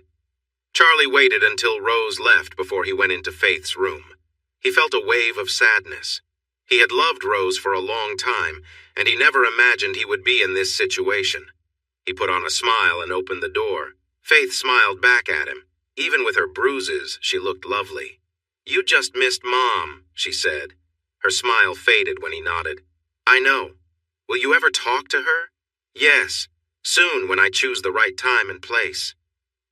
Faith hesitated. I know it's not my place, but please don't be too harsh. Just let it go, Dad. Let her go. She isn't the same woman you married and hasn't been for ages. You're only 55. You can find someone else and be happy. For once, there was no happiness in his eyes when he looked at her. Faith felt scared. She had seen her father's darker side once when she was little. A friend had come to daycare with a bruise. She told her father about it at lunch. Later, she saw her dad, the daycare director, and a new staff member go into the office. The new worker had been struggling. Faith had wandered away during playtime to ask if she could invite some friends for dinner. She noticed her father and the man go behind one of the storage buildings. When she arrived, the man was unconscious. Her dad stood there, rubbing his hands, then lifted him up, woke him, and whispered something to him. Faith quickly turned around and ran back to the daycare, keeping what she had seen to herself. Mom asked about the scrape on his cheek and the black eye. He told her he accidentally dropped a couple of bags of fertilizer, and she lectured him about being more careful and letting the people he paid do their jobs. Juanita missed almost a week of daycare before returning, excited to share news. Her father had been living in the country without permission and had been picked up and sent back. Her mother and the rest of the family were also at risk until Charlie helped them by sponsoring them and getting his lawyers involved for green cards. He even hired Juanita's mother to help with lunch and support the teachers. When he found out she used to teach second grade, she spent many afternoons giving basic Spanish lessons to the older kids. After Charlie's visit, Faith rested and thought back to her childhood. She realized that many of her happy memories were tied to her father, while her mother was more of a background figure. She noticed her mother started to fade from her life around the time her mom opened her third office. It became routine for her to rush in, give a quick kiss, and then leave for her home office, often ignoring Faith's attempts to talk about her day. With her mother mostly absent, her dad became the main caregiver. This made Faith cling to him more. She knew if she hadn't been so dependent, he might not have added the daycare centers to his work. He was a great parent and seemed to know what she needed. It wasn't until her first year of college that she discovered he had conversations with daycare staff, her doctor, and child experts to ensure he was doing the right things. It wasn't only about education. She thought about how she filled the roles he missed. The tough tomboy, the fancy young lady, and sometimes even the son he wished for. He taught her to fish, and she even learned to hunt. Charlie still kept a photo in his office of her with the first deer she had taken when she was 12. He shaped her into the person she was now, confident but fair, loyal to friends, and true to her beliefs. Although she tried to hide it, she could be tough on her enemies when she had them. Charlie understood this, but Rose didn't see that money wasn't everything to Faith. Even though Faith grew up with everything she wanted, she never let money control her. Occasionally, she would indulge in something extravagant, but it didn't last long before she returned to her grounded self. When she graduated from vet school, her dad took her for a drive, stopping at a field halfway between their small town and the county seat. He handed her a deed. "I bought this for you. Take it down to Jerry's office to take care of the paperwork." Jerry was his lawyer. 26 acres. That should be enough space. You can build a clinic, a small barn, paddocks, and kennels, everything you need. The money will be available, but I won't get involved further. It's up to you to make it succeed. She felt touched and thankful. He welcomed her hugs and tears, smiling at her joy. They walked around the property as she talked about where to put everything, asking him for advice. He just smiled back. Get a good architect and listen to what they say. On the way back to town, Charlie shifted the conversation to money. "You are my only child. Apart from a few small things, you will receive everything when I'm gone. Your mom has her own business, so she doesn't need anything. I'm sure you'll inherit her assets, too. You'll be the richest person around. Be careful, though. There will be people looking to take advantage. Keep your wits about you, and you'll be fine." Faith thought a lot about money while her clinic was being built. It would cost $800,000 when finished, and the deed would be completely hers. At first, she relied on the lawyers and rarely consulted Charlie because she wanted to do it on her own. Once the clinic was running and helping clients, she stepped back and enjoyed her life. By the 10th month, the clinic was doing well. After the first year, she had to hire more staff. Soon, she even had to bring on more people. She started turning away customers because she wanted to provide the best care possible. For a moment, she thought about opening another clinic, but then she remembered her mother. No, she decided, this one was enough. When it came time for a family, she wanted to be there for her children. Faith understood that when she found a partner, he would need to be strong enough to handle her strong personality. So far, no one she dated seemed to fit that description. The two private investigators met again at the end of their 10 weeks of work. They had uncovered a few secrets and found 5 past relationships spanning 6 years. Chuck frowned as he looked at the last 2 cases, relieved he didn't live in that area. "You know he's going to be upset when he sees this." "I know I would be." Chuck nodded. "You're right, but this is what he paid for. I don't plan to hold anything back. I definitely don't want any trouble coming back to me." "Me neither. Let's make the call." They met in Chuck's office. After assuring the client they didn't work together but came to similar conclusions on their own, they handed over their findings, both on disc and in print. It filled 4 large boxes.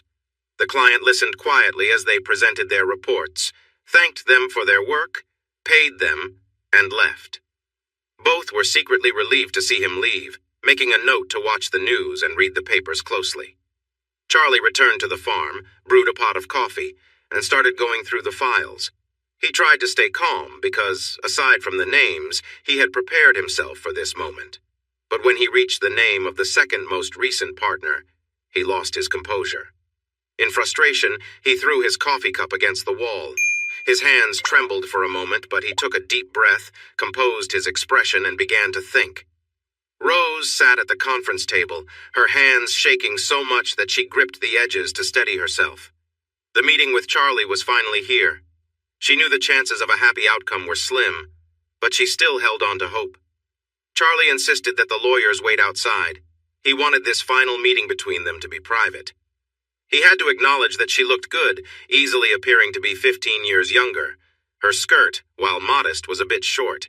She had always known how to catch his attention. The blouse was suitable, just revealing enough to suggest her delicate undergarments. Her hair was styled in a way he hadn't seen in years, one he knew he liked.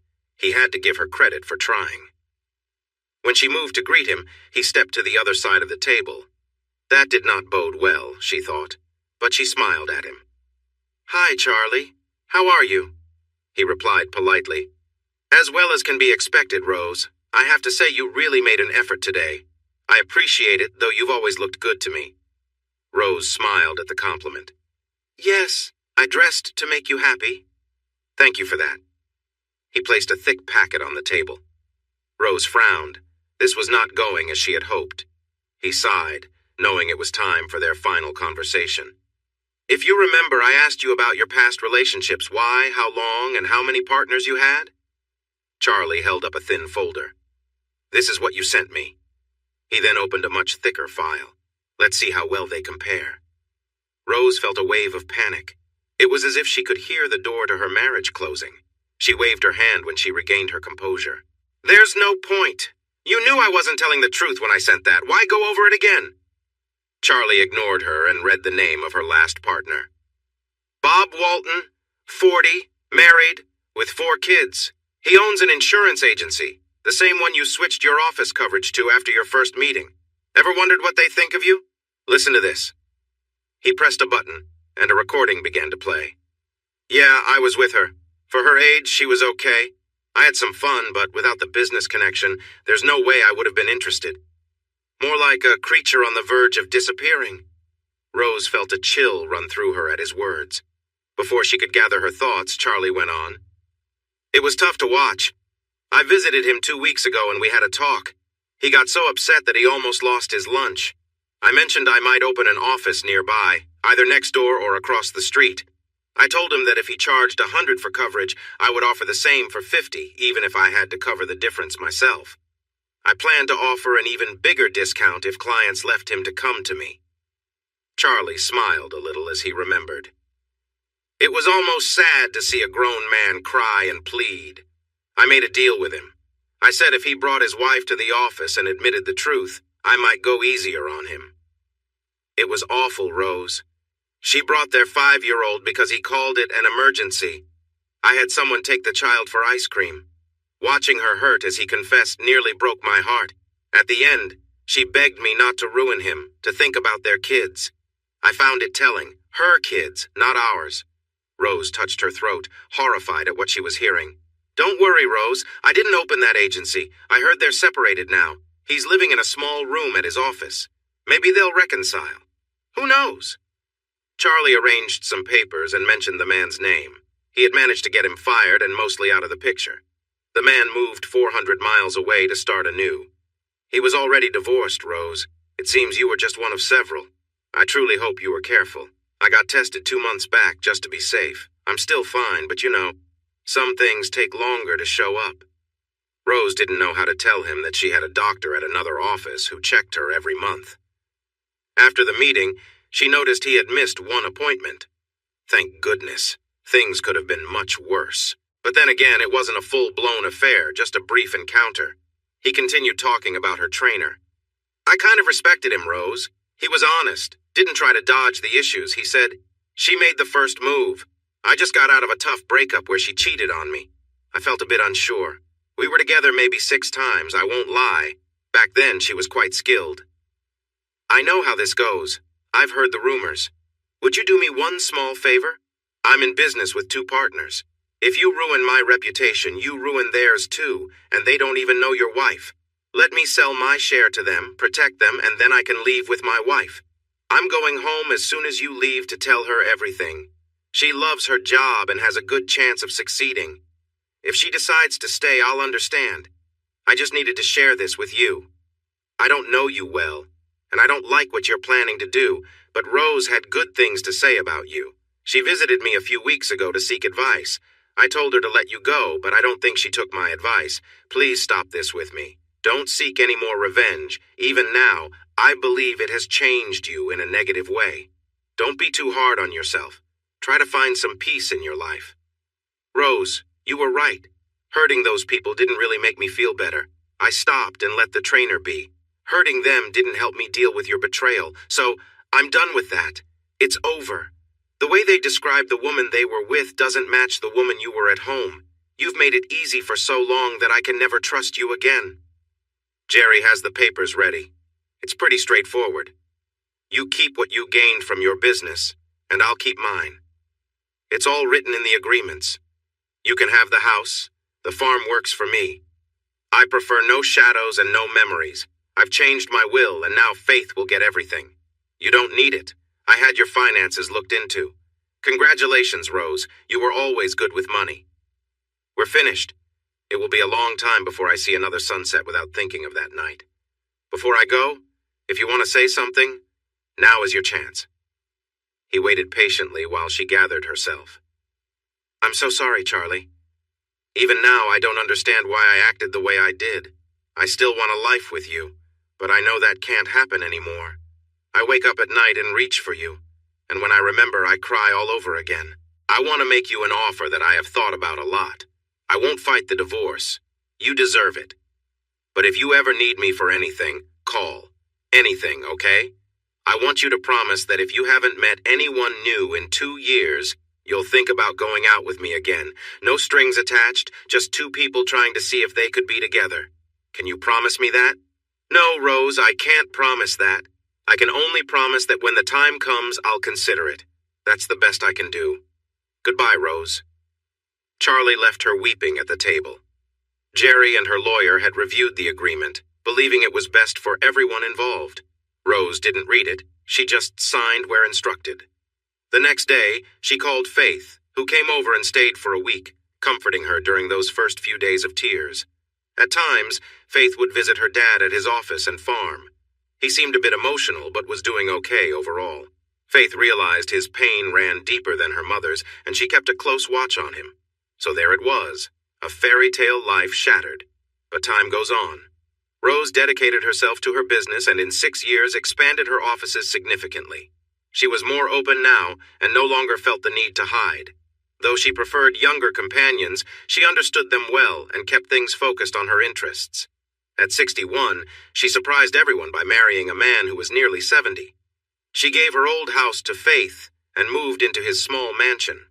There were whispers in her offices about their relationship, suggesting that while they appeared to be in love, he faced challenges and didn't mind if she had quiet meetings with others from time to time. Faith would sometimes check in on her father, but she was busy with her own business and had met someone special. He sold veterinary supplies, mostly online, but every few months he traveled for about a week to visit the places he worked with, to see what they needed. He was tall and handsome, with a gentle approach that both animals and people responded to well. He also seemed very strong. Faith was working with a stallion that was acting out because he could sense a nearby mare.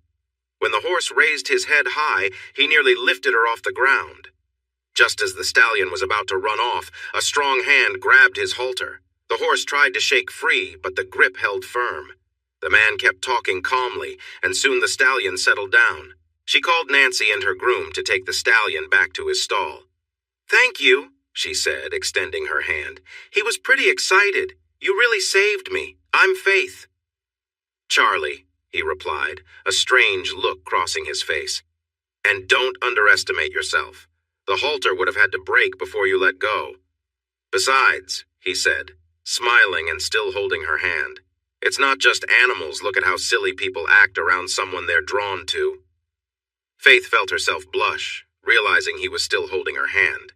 His handshake was firm but friendly, and she could feel warmth from his grip. He eventually let go. "Nice to meet you, Faith. I need to get back to work now." He walked into the clinic, smiling confidently, his steps sure and purposeful. After completing her tasks, Faith felt a bit annoyed to see her assistant at the counter, chatting with Charlie. "And here she is. Faith, meet Charlie. He supplies most of our materials. He comes by sometimes, but you missed him last time when you were out delivering a colt. Charlie, this is Faith, the owner and head vet." "We've met," he said, offering his hand again.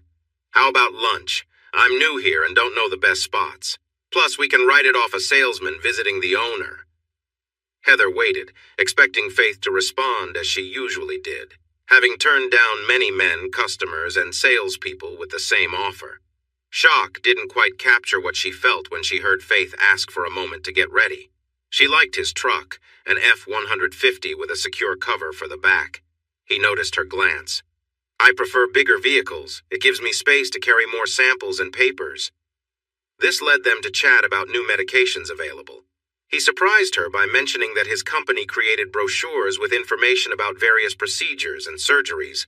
These brochures could help people understand care tips for their pets, the diseases they might face, and the warning signs to look out for. They arrived at a diner and parked next to another truck that looked similar. It was an F-250, almost identical. Faith smiled. She took his hand and headed straight for a table. A man in his late years was sitting there with a much younger woman who appeared to be pregnant and was speaking rapidly. She paused as they approached. "Hey, Carla, just one more month to go?" "Carla, this is Charlie." She turned to the older man. "Dad, meet Charlie, my future husband. And Charlie, meet my dad, your future father-in-law." Everyone but Faith looked surprised. "Just kidding. Seriously, Charlie, this is my dad, and Dad, this is my lunch date. Charlie, what's the special today?" They all calmed down. Carla and Faith chatted nonstop about the baby, while the two Charlies discussed a variety of topics, landing on business last. Charlie Sr. was keen on offering a line of do-it-yourself pet care products. When Charlie the Younger learned that he owned 4 possible stores for his products, he was stunned. Faith suddenly clapped her hands on the table, capturing everyone's attention. "Enough talk about babies and pets. What's for dessert?" "Mary made banana pudding, but it's almost gone. I saved one for Carla and me when we got here, but you guys might miss out," Charlie Sr. said with a smile. If Faith learned that Mary had banana pudding before she sat down, she would have ordered every serving available. Faith was very disappointed.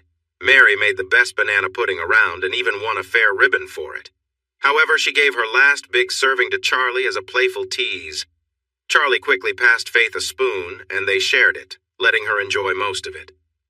The next time they had lunch again without Charlie Sr., as it was his week to travel. Carla was out showing off her baby, who wouldn't stop crying. Charlie took the baby gently from her and walked him around, softly soothing him. In just a few minutes, the baby quieted down and soon fell asleep. The other diners watched, both amazed and entertained, as he carefully returned the baby to his carrier. Seeing the surprised looks from Carla and Faith, he smiled. "It works with puppies, so why not with babies?" Faith gave him a big kiss on the cheek. "Just so you know, when our kids get sick or are teething, you're going to be the one who loses sleep. I'll just nudge you awake and turn over." Charlie smiled and said that if he got to help create the babies, it would be worth it. Faith turned red while Carla and another woman giggled.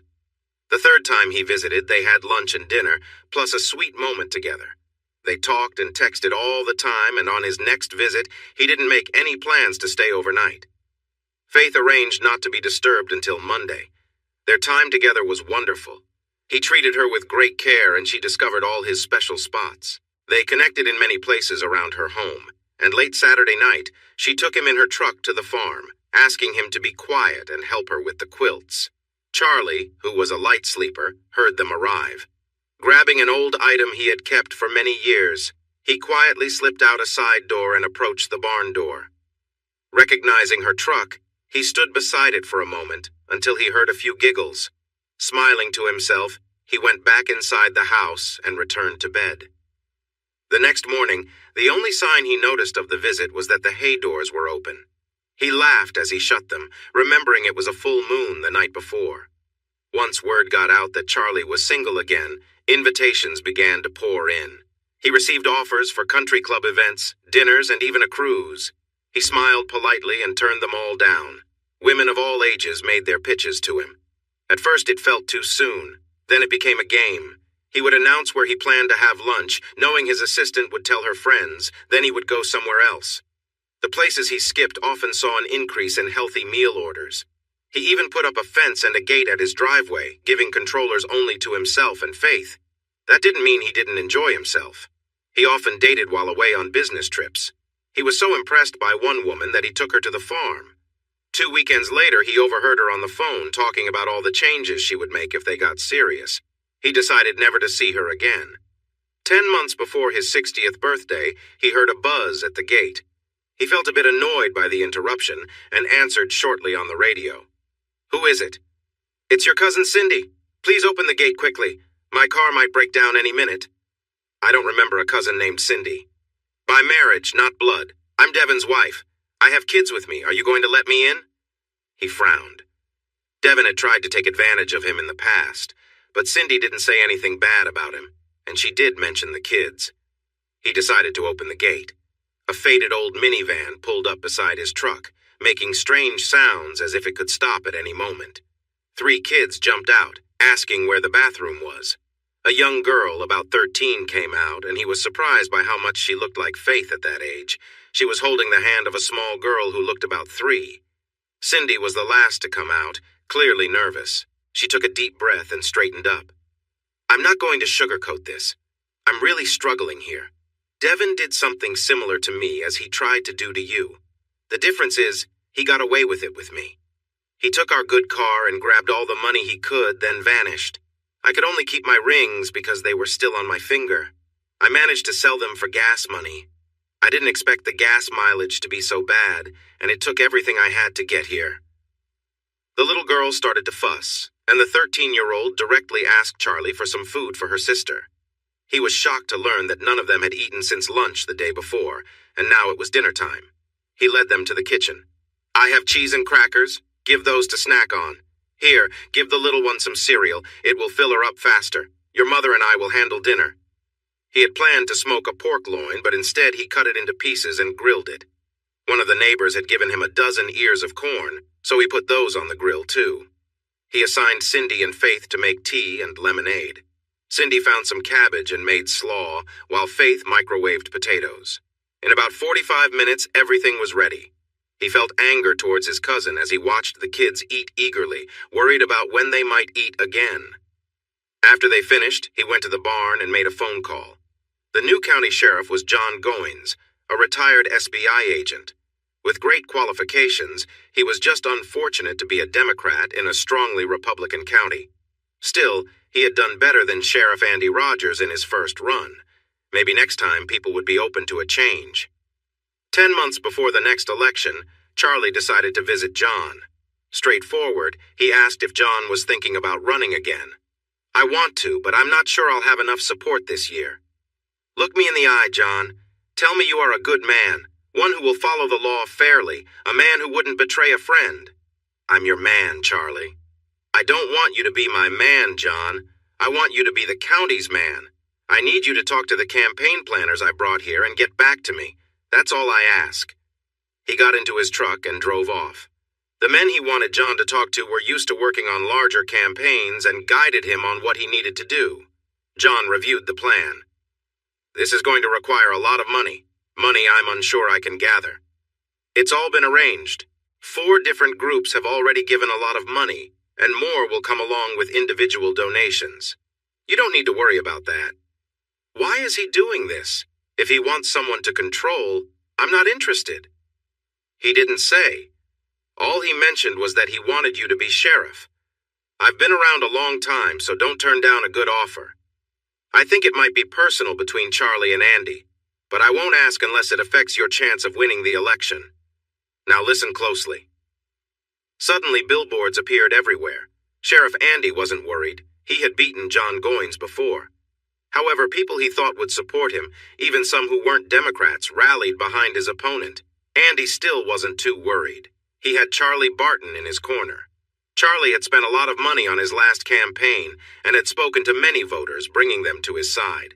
It might be a closer race this year, but he was still confident. No one in their right mind would run against Andy in the primary, and John won his race easily, defeating his closest challenger by over 10,000 votes. Charlie hadn't come forward yet. Andy, feeling more anxious than he wanted to admit, decided to visit him. Charlie was waiting on the porch. Andy was surprised to see kids playing nearby on what looked like a new swing set. He had a little girl on his lap, gently swinging her to help her nap. A teenage girl stood nearby, ready to take the child once she fell asleep. Charlie called her over. "She's asleep, Faith.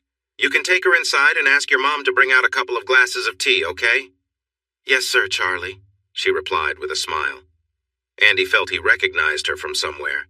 He settled into another rocking chair and thanked the woman who brought the tea. A lovely woman, maybe in her late 30s or early 40s. After she left, he grinned at Charlie. "You sly dog. She might be a bit young for you, don't you think?" Charlie frowned. "That's Devin's wife and kids. He left them, so she came back here. This is as far as she made it. I took them in for a while.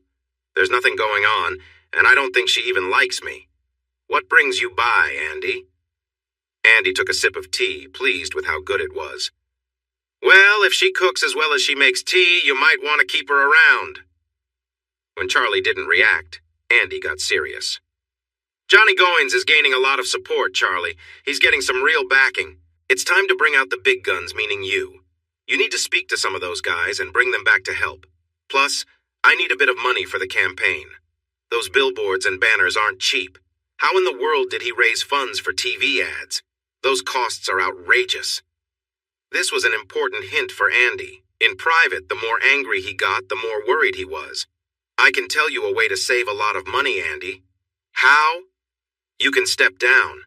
When your term is over, you won't be in public office here again." Andy was shocked. "How do you know this?" "I know this, Andy, because I set it all in motion. Johnny will have my support and my funds. I'm even going to do TV ads with him. And all the money I gave to your campaigns, I'm putting even more into this one." "You're finished, Sheriff Andy." Andy sat there, his glass of tea half raised and forgotten, staring at Charlie as he tried to understand what was just said. A million questions raced through his mind before a few finally came out. "Why would you do this? We've been friends our whole lives, like brothers. We protected each other in tough times, even took blame for each other. I was there with you during your first big moment. We supported each other when we got married. 50 years of friendship, Charlie. What made you turn against me like this?" One of the private investigators Charlie had hired to look into Rose had connections in the local police department. One officer worked special cases, especially in high-end hotels, and he showed him a picture of Rose. He was surprised by what the officer said. "I know her. She has a flower name. Iris? Daisy? Oh, Rose. I don't recall her last name. She stays at the Towers. At first I thought she was looking for attention. Lots of guys dream of older women, you know? But she's some sort of executive, seems wealthy. For her, it's all just fun." Chuck asked if the officer remembered the last time he saw her. "I've seen her the last couple of months, but she always seems to be by herself. Looks like she had to take a break from her fun. I think she might be married. Maybe her husband found out about her lifestyle." "Anyone before that?" The officer laughed. "Yeah, funny story. She was alone, dressed to impress. Dim lighting helps with age, you know. Anyway, there were about 50 cops from the area there, relaxing after a seminar. A few of them tried to talk to her, and she flirted a bit, but I don't think any of them were really serious. I was chatting with a local sheriff, and I pointed her out to him. He jumped up like he was surprised. Soon she called his name, and he sat back down. After that, it was like they were the only two in the bar. It got so intense that we had to tell them to move somewhere else or take a break. They were on the elevator in 2 minutes. "So then," Chuck said, "it was a night for new chances?" Charlie turned off the small recorder and looked at him. Andy leaned back, looking worried. "Charlie, listen. It was a one-time mistake. We didn't mean for it to happen. We woke up scared and promised we would never hurt either of you again. Please, Charlie. Please forgive me." "So it was just a one-time mistake? You were drunk and in a strange place? You didn't plan on it becoming something more serious?" That's right, Charlie held up his hand and turned the recorder back on, continuing from where he had paused. The investigator's voice continued. So it was just a one-time encounter? The officer chuckled. Not at all. He didn't leave her room the whole weekend and even stayed an extra day. He had his deputy move in the last night, probably to avoid extra charges. I think his name was Wilson, or Warren, something like that. He was huge, over 6 feet tall. Andy slumped down, looking pale. He tried to say something, but Charlie stopped him. I don't care how it happened. She probably came on to you. But Andy, you were my best friend. Even if you were drunk, you should have known better. You had to know how I'd react if I found out, and you did it anyway, all weekend long. We're done, Andy. Don't come back here. Don't talk to me unless it's about work. Think about your future after you leave this job. You won't find another public position in this county. Think about what you'll tell Margaret if this comes out, and how the people here will see you. Face the truth, Andy. Your career is over. Leave quietly with some dignity. Now go. We're finished here. Andy stumbled off the porch, sat in his car for a moment, then drove down the driveway for the last time. Cindy walked around the porch with a pitcher of tea. Was the sheriff upset when he left? Just a little dust, Charlie replied. Grace, the 3-year-old, came out behind Cindy. She tapped her mother's leg to get her attention. Charlie, cuddle, she said. He laughed, picked her up, and moved over on the swing to make room for Cindy. Don't get too close, Charlie. We'll be leaving soon. Charlie smiled. You keep saying that, yet here we are. What are you doing with the money you've been earning? I know you registered the kids at school using this address.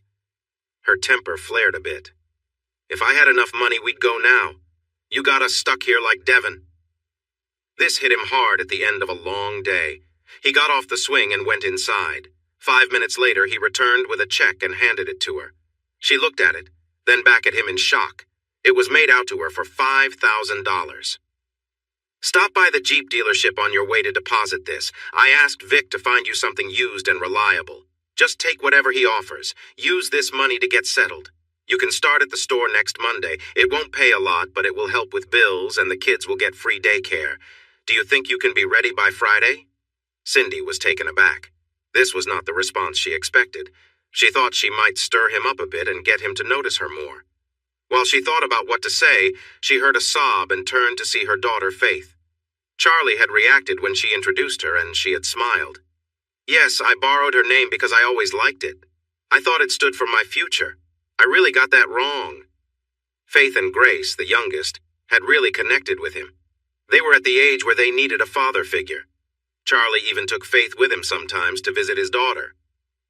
Faith met Charlie a few weeks after learning about his guests. She smiled when she was introduced to the new Faith and observed how much the girl looked like her at that age, even finding an old photo album to show her. Well, to avoid any mix-ups, I'll call you Faith Jr. when I'm around, okay? As time passed, she became known simply as Junior, and she beamed every time someone said it. She was excited when Faith promised her a part-time job next summer when she turned old enough to work. Cindy turned back to Charlie, her voice gentler. It doesn't have to be right away. We don't need to rush. You're right. I was getting too close. It will be harder for me when you leave. Speaking of spending time together, I told Hope and the twins we'd go fishing today. Maybe we can catch enough for a fish fry tomorrow.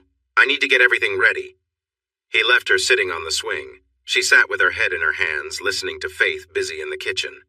Hope was her 11-year-old daughter, and the twins were Jack and Jesse, who were 9. He'd taken them to the store and got them simple fishing rods and a filled tackle box. They drove to his old house, which was now Faith's, to visit the lake he built years ago. The younger Charlie was awake, and they all walked down to the lake. Soon the kids were holding their fishing rods, watching the bobbers closely. Faith went back to the house and returned with drinks and folding chairs for the adults. She was the only one who got to sit and relax while both Charlies kept busy baiting hooks and taking off fish, patiently teaching the children. They stayed for 2 hours, catching plenty for the fish fry. The twins teased Hope because they caught more fish, saying girls couldn't fish as well as boys, but then Hope's rod started to pull down hard.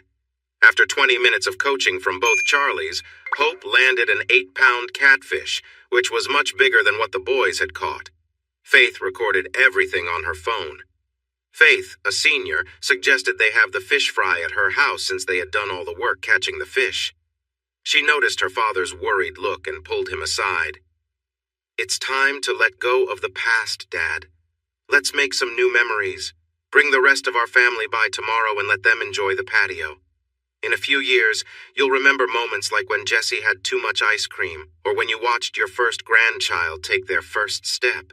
And you'll see that Junior and Hope have grown up." He smiled, but soon looked serious. "That's a nice thought, but they're moving out soon.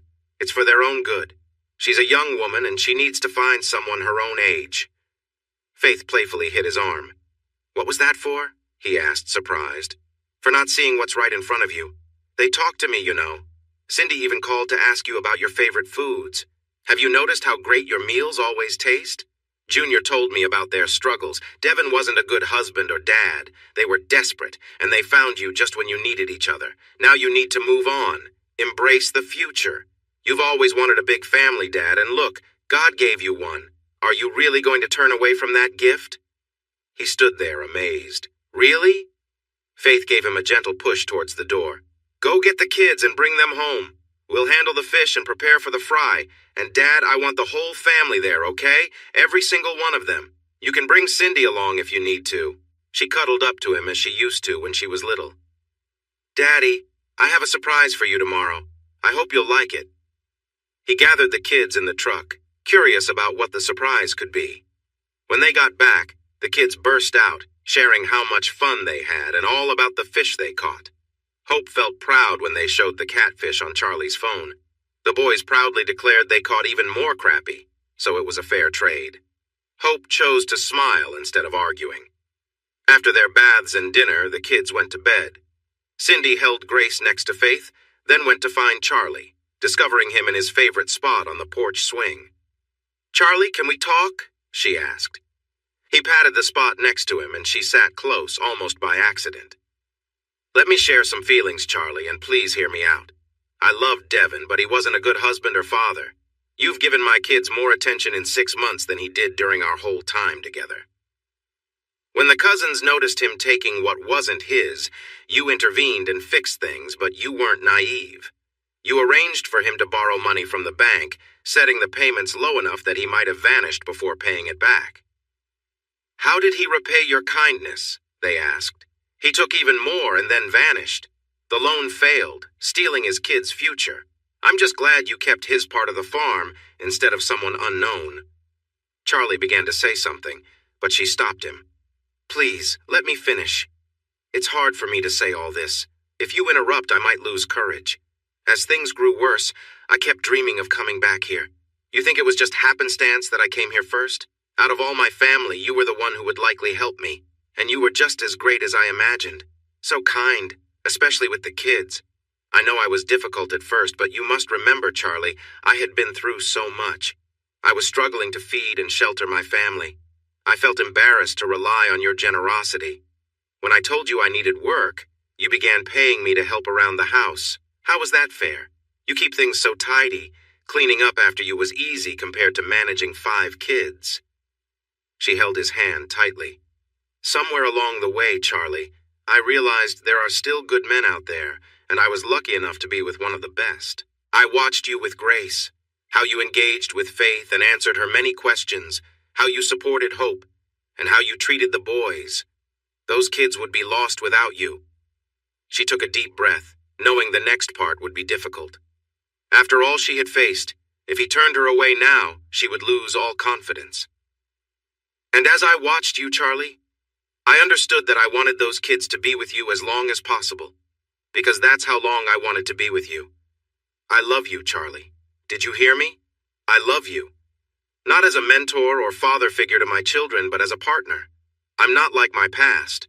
When I love, I give everything to my partner. I'm here, asking you to let us stay with you, at least until we see if we have a future together. And one more thing, she added. I don't care about our age difference. I'm 40 and you're 59. It doesn't matter to me. I don't want your money. Keep it. Give it to Faith as you should. Our future together will be enough. Connie leaned against him, feeling nervous as she waited. Charlie sat silently, making her anxious.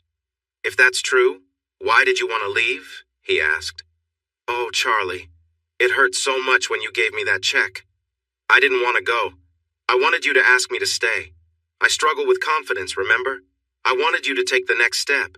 That's why I'm here now, trying to fix my mistake." He looked at her, his expression serious, and she feared she might have lost him for good. But then, he bent down and kissed her. It took her a moment to soak in what just happened, and then she kissed him back. He finally pulled away, smiling. "It's a good thing you're good-looking because you aren't very smart." He thought she was pretty. Wait, did he just call her silly? He hurried to continue before she could think too much. "Did you ever consider just telling me how you feel? Because I've liked you for a while, but I held back because of the age difference. Look at all the time we've wasted. If he thinks he can call me silly and get... Wait, he feels the same way? I really care about this man." They sat on the couch hugging and kissing until the kitchen light turned on. One of the kids was up for a glass of milk or a bedtime snack. Connie quickly stood up and kissed his forehead. "This conversation isn't over," she whispered as she went inside. He playfully tapped her shoulder, smiling. "It sure isn't, little lady." "Just wait," she thought. "I'll show him." The next morning, all the kids watched in surprise as Cindy climbed onto Charlie's lap and gave him a kiss during breakfast. Hope and Faith understood right away. They would explain it to the twins later. "Kids, your mom and I need to go into town for about an hour. Promise me you'll behave for Faith or no fish fry for any of us, understand?" They all agreed, and off they went. When they reached the dealership, Charlie told her to pick anything new that could fit the family. "I thought I was getting a used one. Used was for leaving. New is for never leaving. Got it?" Never leaving? That meant... She hugged him tightly and kissed him. The sales manager watched with a smile. This would be fun to share with everyone at the diner.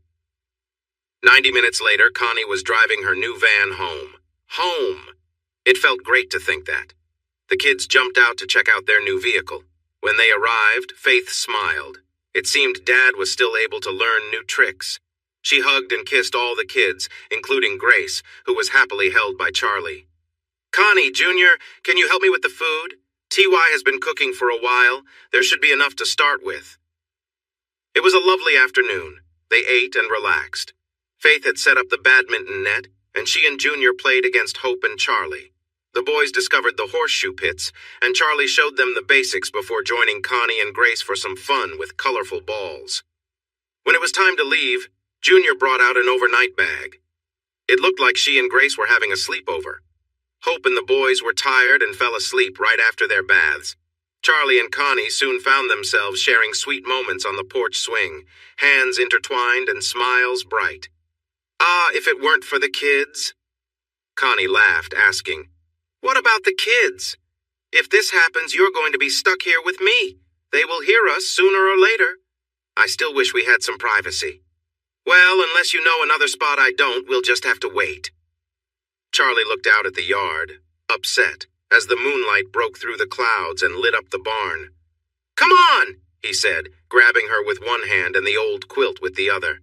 Connie giggled as they reached the door. "Really, Charlie? The barn loft? Are we acting like kids, sneaking away from our parents?" "No, we're two grown-ups on our land, trying to escape the kids for a bit. Now hurry up the ladder and I'll help you." She was halfway up the ladder when she felt his hand slide under her dress. She let out a surprised squeal. "Charlie, stop that! You want me to fall? Oh, that feels nice. Just a little more. That's it. Oh, now!" She laughed down at him. "That serves you right. I hope you don't slip on what I left behind. Come on, move faster or I'll start without you." Just as he reached the top of the ladder, her dress flew over his face. When he got it out of his way, she was lying comfortably on the blanket, the moonlight shining on her. He paused to stare at her in amazement, but then she smiled and said, "I told you I'd get started without you. Come over here and see if you can keep up before you tire out." She felt a rush of excitement. Maybe this loft idea wasn't so bad after all. She was certain the kids would have been knocking on the door in no time. She giggled in joy, feeling carefree and delighted. Rose felt older now and lonely. She was making good money, probably as much as Charlie, but she knew it wasn't a competition. Charlie only cared about money to ensure he could take care of those he loved. Over the past 5 years, she had many different partners. They ranged in age, including a 19-year-old who was quite energetic. The moments shared were thrilling, but afterward she felt empty. Rarely did they stay the night, and when they left, Rose would curl up and dream of being held tightly all night. Andy had called her after his run-in with Charlie. She didn't feel sorry for him. "You should have slipped away right after we were together. You're the one who wanted to stay the weekend. You better hope Charlie never finds out the truth. I can't believe you talked me into that." Charlie really cared about William's wife, so if he found out for sure, he would tell her right away. The conversation took a turn, but it made her think about Charlie again. She had seen him 3 times in the last 4 years, twice at funerals and once at a restaurant when he was visiting one of his stores. She thought about saying hi, but he was with a woman, and it seemed like they were enjoying each other's company. The way they interacted made that idea go away. Oddly, she felt a little jealous. She wished that woman would keep her distance. Then she remembered Charlie wasn't hers anymore, and he hadn't been for 5 years. It was time to move on. She quietly slipped out, leaving money for her unfinished meal and a generous tip. At the second funeral, Rose approached Charlie, chatting about Faith until they were alone. "Charlie, do you remember that offer I made when we parted? Have you thought about it?" He seemed troubled by the memory. "Yes, I remember.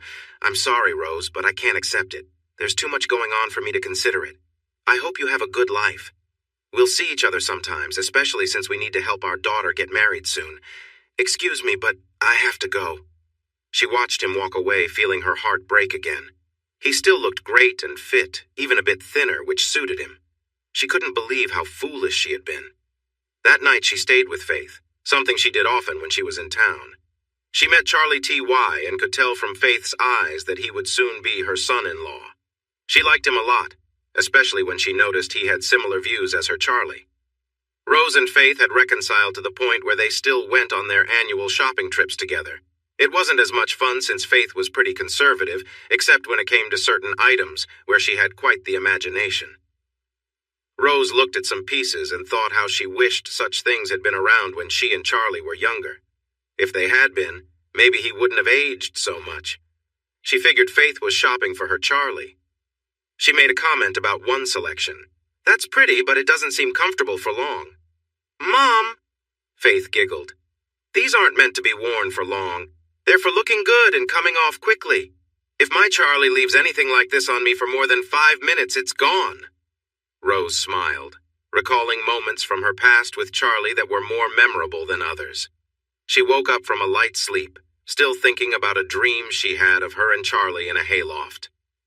Making a quick choice, she quietly got out of bed, put on the most daring outfit she had, and slipped out of the house. Soon, she reached the entrance to Charlie's driveway, surprised to find the gate still open. Everyone was tired, and since Charlie had 4 beers, Connie had driven and forgot to close it. She parked behind the barn, trying to think of a plan as she walked to the door. Halfway there, she paused. What was that sound? Then she heard voices. "Charlie, be careful. I'm not using protection, and I could get pregnant, please." The last word was a shout, as she felt the moment peak and another wave of feelings washed over her. Rose could hear heavy breathing as they settled down. "Charlie, if I get pregnant, I'll—" She heard Charlie laugh. "If you're pregnant, we'll name him Junior and take care of him just like our other kids. I hope you are pregnant.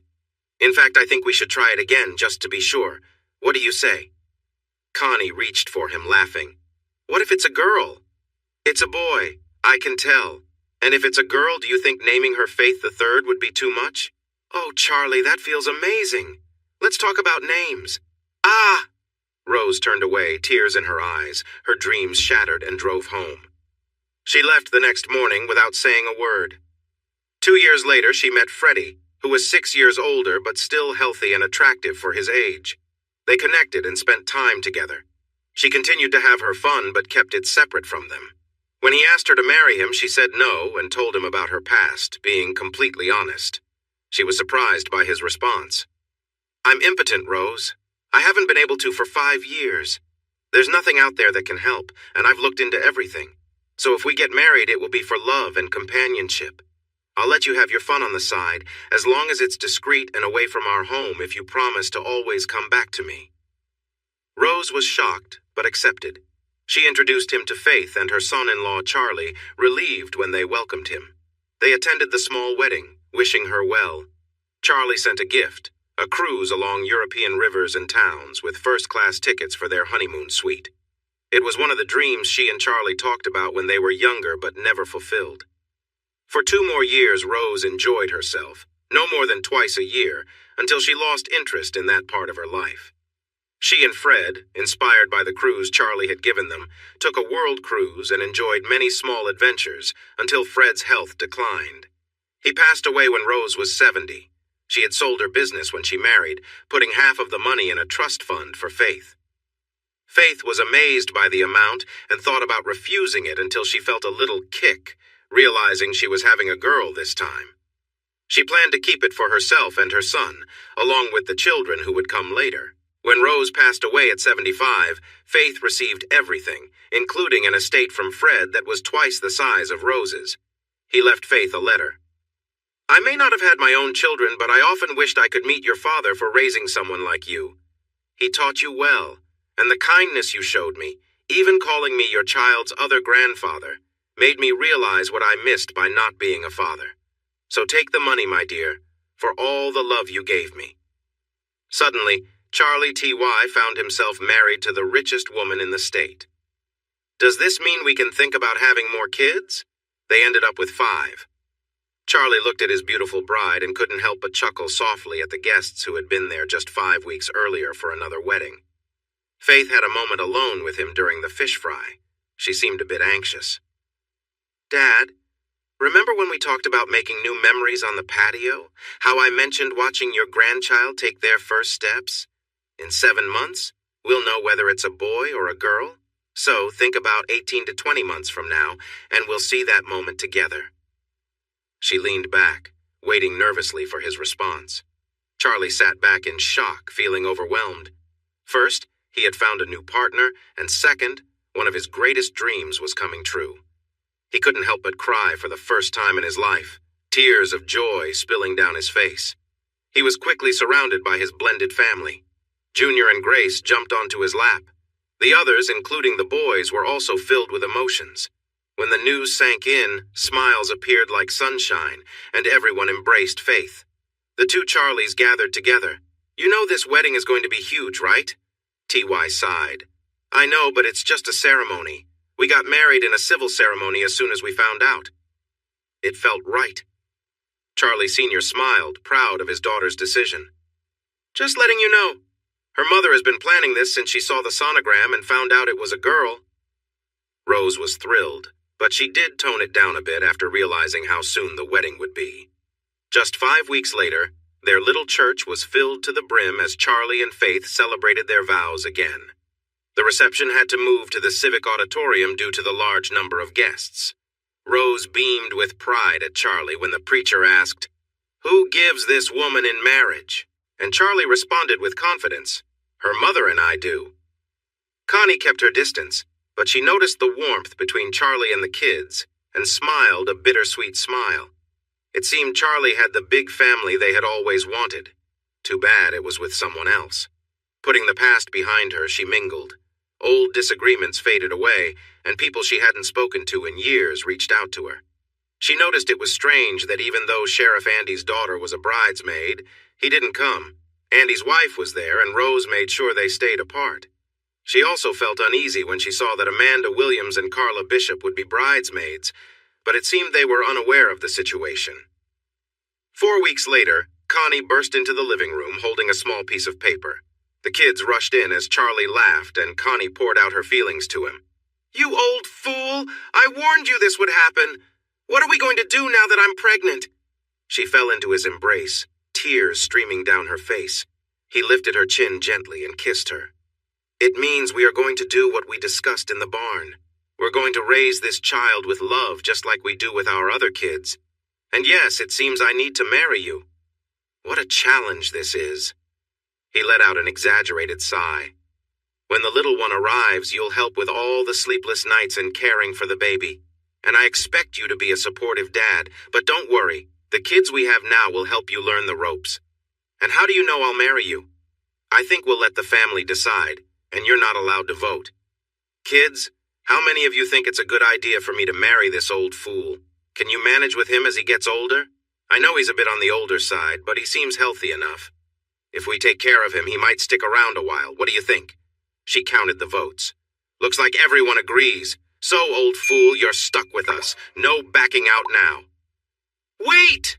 shouted Faith. "It's not official yet. He hasn't asked you properly, and I don't see any ring. Is this how you want to start?" Hope chuckled, repeating Faith. "Yeah, really, Dad?" Grace, not quite getting the situation, joined in. "Way why, Dad?" Charlie laughed loudly, playfully setting Connie down on the floor. "Boys, help your dear mother up. The girls and I are off for a shopping trip." Soon, Charlie and the girls, including Grace, were on their way to the jewelry store. The owner, Jack, knew Charlie well and was surprised to see him with all the girls. He was even more surprised when Charlie explained the reason for their visit. "Jack, what do you have in terms of engagement and wedding rings?" "I have a good selection, Charlie. Who are they for?" Charlie seemed taken aback by the question. "Well, they're for me, Jack. More specifically, they're for the woman I want to marry. Now show me what you have." They looked at all the lovely rings, and the girls even tried some on, discovering that Faith and Connie wore the same size. Eventually, they chose a beautiful set, the most expensive one in the store. Then Charlie surprised the jeweler again. "Do you have matching bands for the girls? I'm not just marrying her, I'm welcoming the whole family." He turned to the girls. "How does that sound to you? You can wear them on your pinky, look down, and feel part of a caring family." The cheers brought Grace back to her feet, and a shopkeeper helped Charlie pick out a small ring just for her. She smiled as she admired it on her little finger. Charlie tried to take it off, but she held onto it tightly. They left the shop, rings on their pinkies, carrying a brightly wrapped box. The jeweler watched them head into a local restaurant before turning over the closed sign. It was 11:30. He glanced at the surprised saleswoman. "Well, come on, which place do you prefer, the diner or the sandwich shop? Do you want someone else to spread the word that the old silver fox is finally settled down?" She grabbed her purse. "I'll take the sandwich shop, you take the diner. I probably won't be back until 1:30. Jack nodded. "Good idea. See you then." They went out in different directions, almost rushing. By the end of the day, everyone in the area knew about the engagement. Charlie and the girls enjoyed their meal and the attention. Someone had dashed out of the sandwich shop and hurried back in, telling the hostess. Soon, the whole place was buzzing. Finally, one of the oldest women in the restaurant approached him. This woman had been his babysitter and had taught him to play the piano, a skill he still enjoyed. "Is it true, Charlie?" He was about to tease her, but decided to let her have this moment. "Yes, it is, Mabel. Let me introduce my new daughters. This is Faith, this is Hope, and this little one is Grace. They will all need lessons. Do you think you have room for them? I have a couple of boys too, but I'm not sure if they are interested. I will give you a call. Now, Mabel, it's time for me to take my girls home. See you later." Charlie noticed how quickly the 76-year-old woman moved toward her friends, surprising him. One thing became clear as they drove down the highway. In all the excitement, no one had thought to ask who he was marrying. He could just imagine that driving them wild. Connie and the boys were waiting on the porch. Connie jumped in as soon as he parked. "Listen here, old goat. Just because you buy a ring doesn't mean I will like it. I might not want, oh my, that is so beautiful." Charlie dropped to his knee. "It's yours, little girl, or it will be as soon as you say yes. Connie, will you marry me?" "Yes!" Her excitement was so loud that it startled horses 2 farms away. Then she sat in his lap, overwhelmed with joy. Once she calmed down, the girls showed her their rings, and she began to cry again from happiness. They walked down the aisle together. Grace was the flower girl, beaming in her satin dress, tossing petals all around. Faith stood for Connie, while Junior and Hope looked lovely. Charlie felt a warm pang in his heart as he looked at them, recalling sweet moments shared before. Charlie stood with the twins next to him, both looking a bit uneasy in their suits. Everything went smoothly until it was time to kiss the bride. As they finished, Charlie felt a tug on his pants. "Kiss me too, Daddy," said Grace. The crowd laughed as he picked her up and gave her a kiss. They spent their honeymoon on a beach, enjoying the soft sand and nice evenings. They shared loving moments often, tried snorkeling and loved it, but were not so fond of parasailing. A week later, they returned home, picking up their kids from Faith. They showed them pictures from the trip and promised a family vacation right before school started. The ultrasound revealed they were having a boy, and Charlie smiled. Connie teased him, calling him self-centered. He jokingly called her his little girl and playfully rubbed her side, making the nurse laugh and Connie frown. She scolded him until they got to the truck, then felt bad and lightly nibbled on his ear, and they both agreed that nibbling was better than scolding. Charlie Jr. was born without any problems and was healthy. They had worried a bit because of their age, but they decided they would love him no matter what. Over the years, Faith enjoyed introducing everyone. "Hi, I'm Faith. This is my little sister Faith. This is my husband Charlie, my father Charlie, and my brother Charlie. We don't have many creative names." Faith had 2 daughters. She named one Rose after her mother and the other Constance after her stepmother. This really helped with the name confusion. As Charlie thought about his children near the end of his life, he realized that Faith Jr. was the closest to him. She worked one season with her sister, but decided she didn't like working with sick animals. She cared for their clinic cat, Lady Gray, who only had 3 legs but moved beautifully.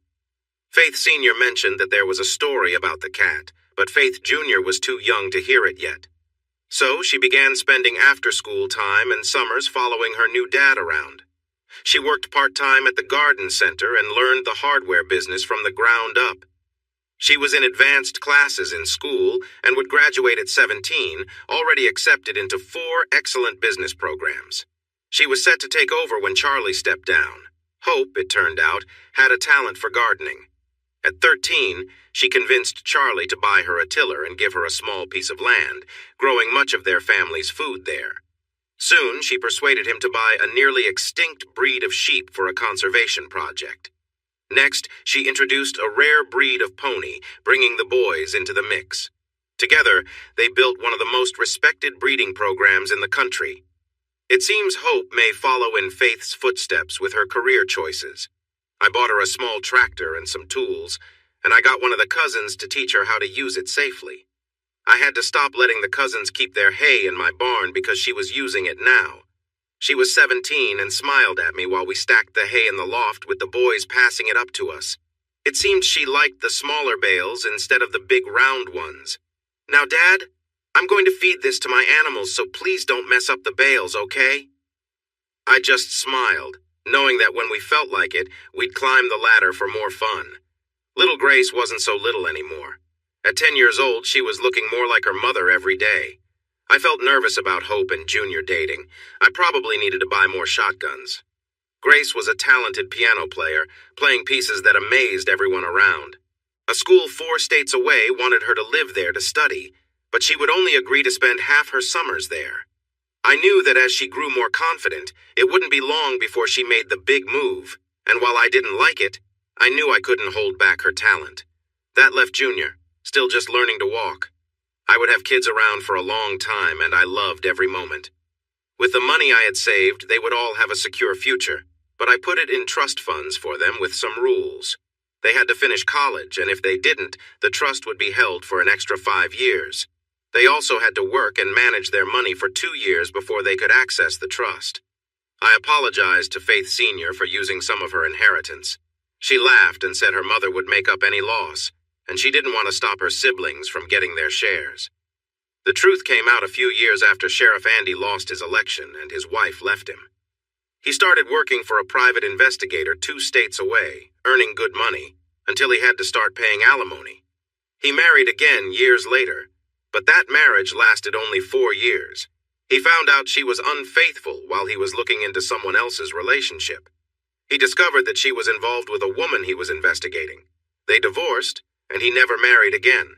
When Amanda found out, she divorced him, not just for that, but also because she had caught him with another woman.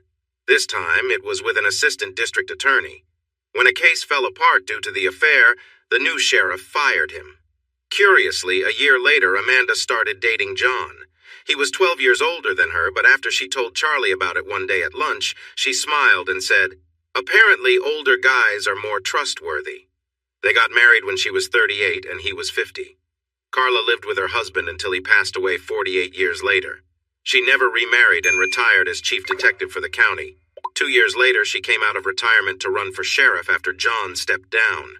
She won her election and served 2 full terms before retiring from public life.